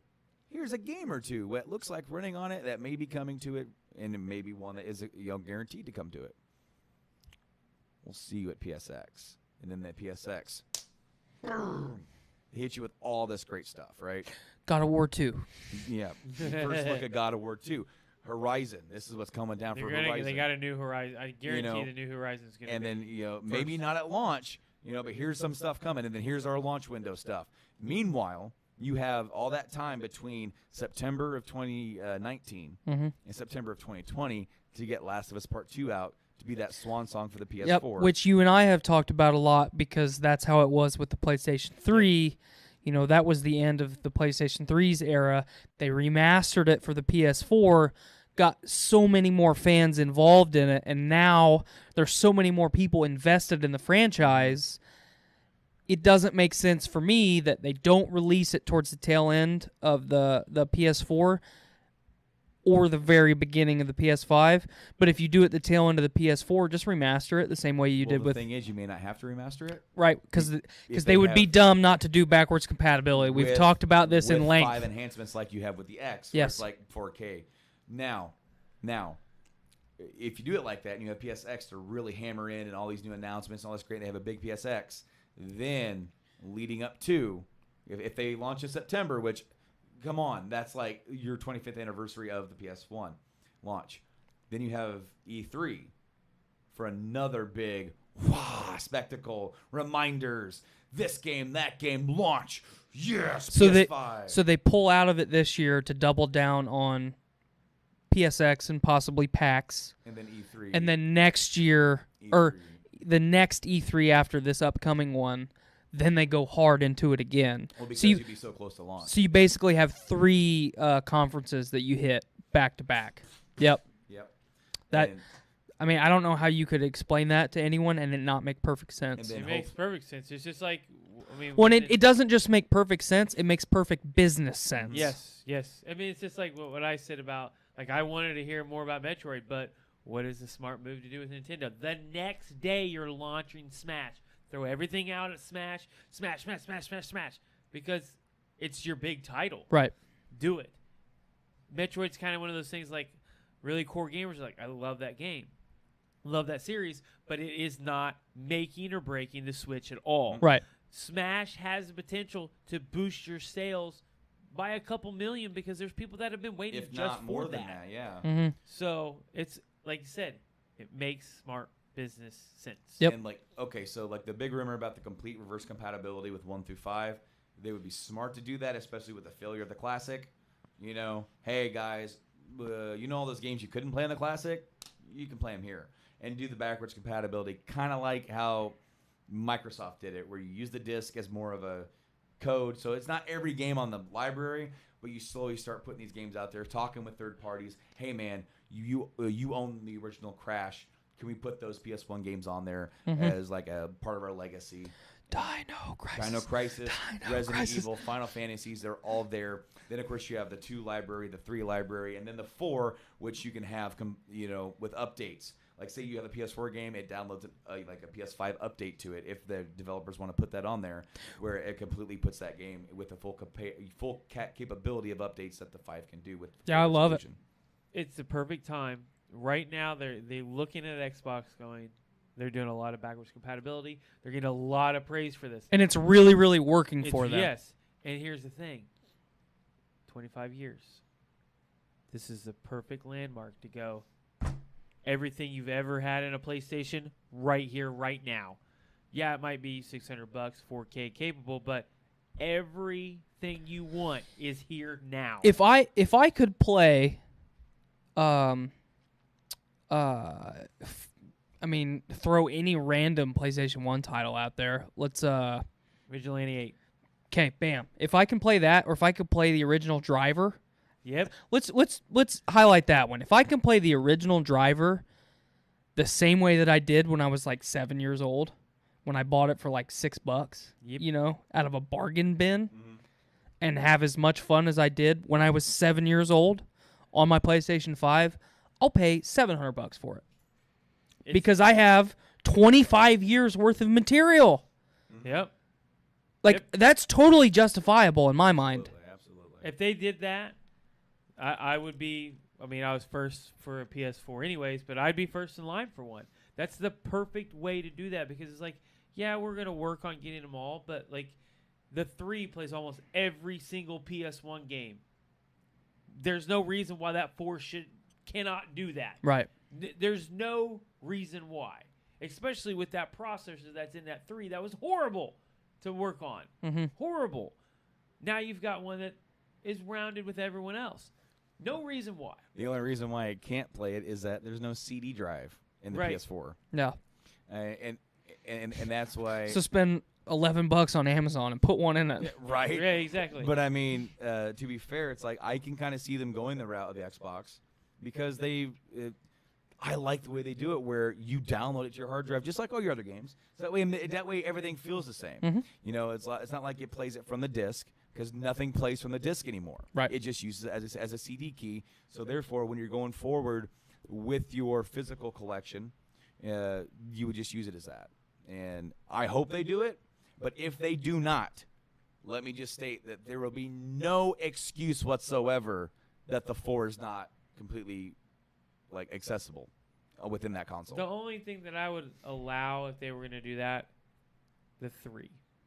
The PlayStation 3 architecture is significantly different than any of the other ones. Hopefully the 5 would be able to emulate it. Hopefully it'd be able to emulate it, but I wouldn't be super upset if it didn't, because I would understand that They're able to emulate it through PlayStation Now, right? and because that's the one console that you can't download those games to your PS4 and play it from the PS Now. It's like PS2 and PS4 games.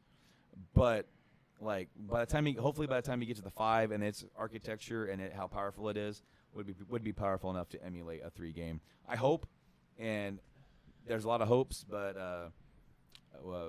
I really see good things next year for Sony. I see good things for everybody, really, Mm-hmm. but Yep. especially for Sony. I Going see forward. Prime. We might see Prime. But with that being the case, we have gone quite some time. We knew we would. And Hello. are you all right there, fella? Yeah, I'm good. Hopefully, his boss Mike probably picked that up for miles out. Mm-hmm. But I want to thank each and every one of you for listening to this whole episode of the podcast. It's been one of the longer ones in a while. I want to thank Tyler once again from Podcastrophe. I didn't plug that earlier. That's okay. You're the co-host, one of the co-hosts. We now have 3. Yeah. There's 3 of us now. Yeah, there's now 3 hosts of Podcastrophe. You can go check that out on podcastrophypod.com. I thought you were going to say Podcastrophe. At podcastrophypod.com and download them on your favorite podcast service. I think you guys are on iTunes now. iTunes and Podbean. iTunes and Podbean. And, of course, you can also check them out on their Facebook page and on YouTube as well. Mm-hmm. They're on And we're YouTube. streaming on Twitch now. And you're streaming on Twitch. And you guys also stream every single live show on, every Tuesday evening over on Twitch and on Facebook Live. Brought to you by the Journey to Comics Network. You guys do a great show. Hopefully, me and Mike will be there on your show within the new year. I think we're both going to come over and I'm digging that. crash. But I think it should happen. but thank you so much for coming back to the show. And that'd be a packed room. It would be. All 5 of us in there. Be spicy it'd in be there. chaos. Yeah. Sheer Think of how long chaos. that podcast is going to go. I It's know. not that warm in there, so I mean Well, That's it is ju- the basement, so it is a lot cooler. that just means that we can go that much There longer. you go. But I definitely want to thank you so much. You were definitely an important part of the show this year. You Yes. definitely helped keep this show afloat. During a certain period of the spring and going into our transformation into the live streaming. You were a very important part of that. And I Well, wanna thank you. I want to thank you so much for being there for us, and we're always there for you, and you're always welcome here. Just show up. Wednesday, you know what's happening. If you want to Just kick down the door. Just kick down the door and walk in. My wife's gonna go, "What the? Oh, it's just you." Hey, and then I'm gonna get booped. You And then get I'm moved, then I'm yeah. gonna waddle up here. May or may not be wearing pants, but it doesn't matter. There was one Pants episode are that always optional. that we were doing a long time ago, and me and him were just sitting there talking from the camera, and all of a sudden you see Rob. He snuck up the stairs and leaned around the corner. He was like, Oh hi. like I knew Gretchen was here, but I didn't know he came with him. We were like, "Oh hi, how's it going, Rob?" He's like. I don't know what to do. Funny. But thank you so much, man. We so enjoy having you here, Mike. You're always here. Yep, this is my house. Yeah, this is your house. This is my house. Mike, it's been so good. It's been a great year. It's been a great year for us. So it's been a great year in gaming. Yes. And for all you guys out there, thank you so much for listening to this podcast. If you enjoyed it, please give us a subscribe and follow wherever you do. We're available at GameAddictsPodcast.com.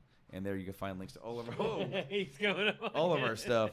And you can find us on your favorite podcast service. We're on audio. Of course, we're live on Twitch and Facebook Live every single Wednesday evening, about 4 to 6. We start with a pre-show and then head on into the main show. Stop by and chat with us, and we'll try and see it and comment if we do see it.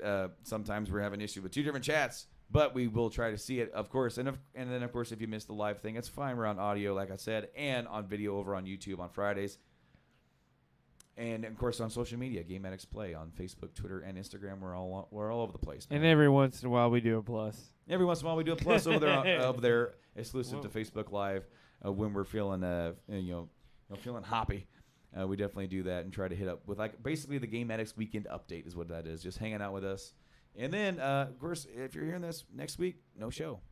Sorry about that. 109 is going to be exclusive. You got almost a 3-hour show on this. Yeah, one, so. exactly. 109 is going to be exclusive to 20. It's beefy. This is a pretty beefy episode for sure. But I will be streaming over the holidays over on Twitch, playing some games. So feel free to drop in and say hello and give us a follow there to help grow our following. I will hopefully be working enough to finish this off. Yeah. This. Yee. That nobody else can see but us. And then the audio audience is like, finish what off? Yeah, the PC. The PC, those, exactly. Yeah, your descriptions. I don't have those. It's the podcast. We need to be descriptive. Anyway, guys, until 2019, thank you guys for joining us for this year. It's been great, guys. I've been Brando. I've been Mike. And I've been Tyler. And we'll see you next year, guys. Game on and have a good one.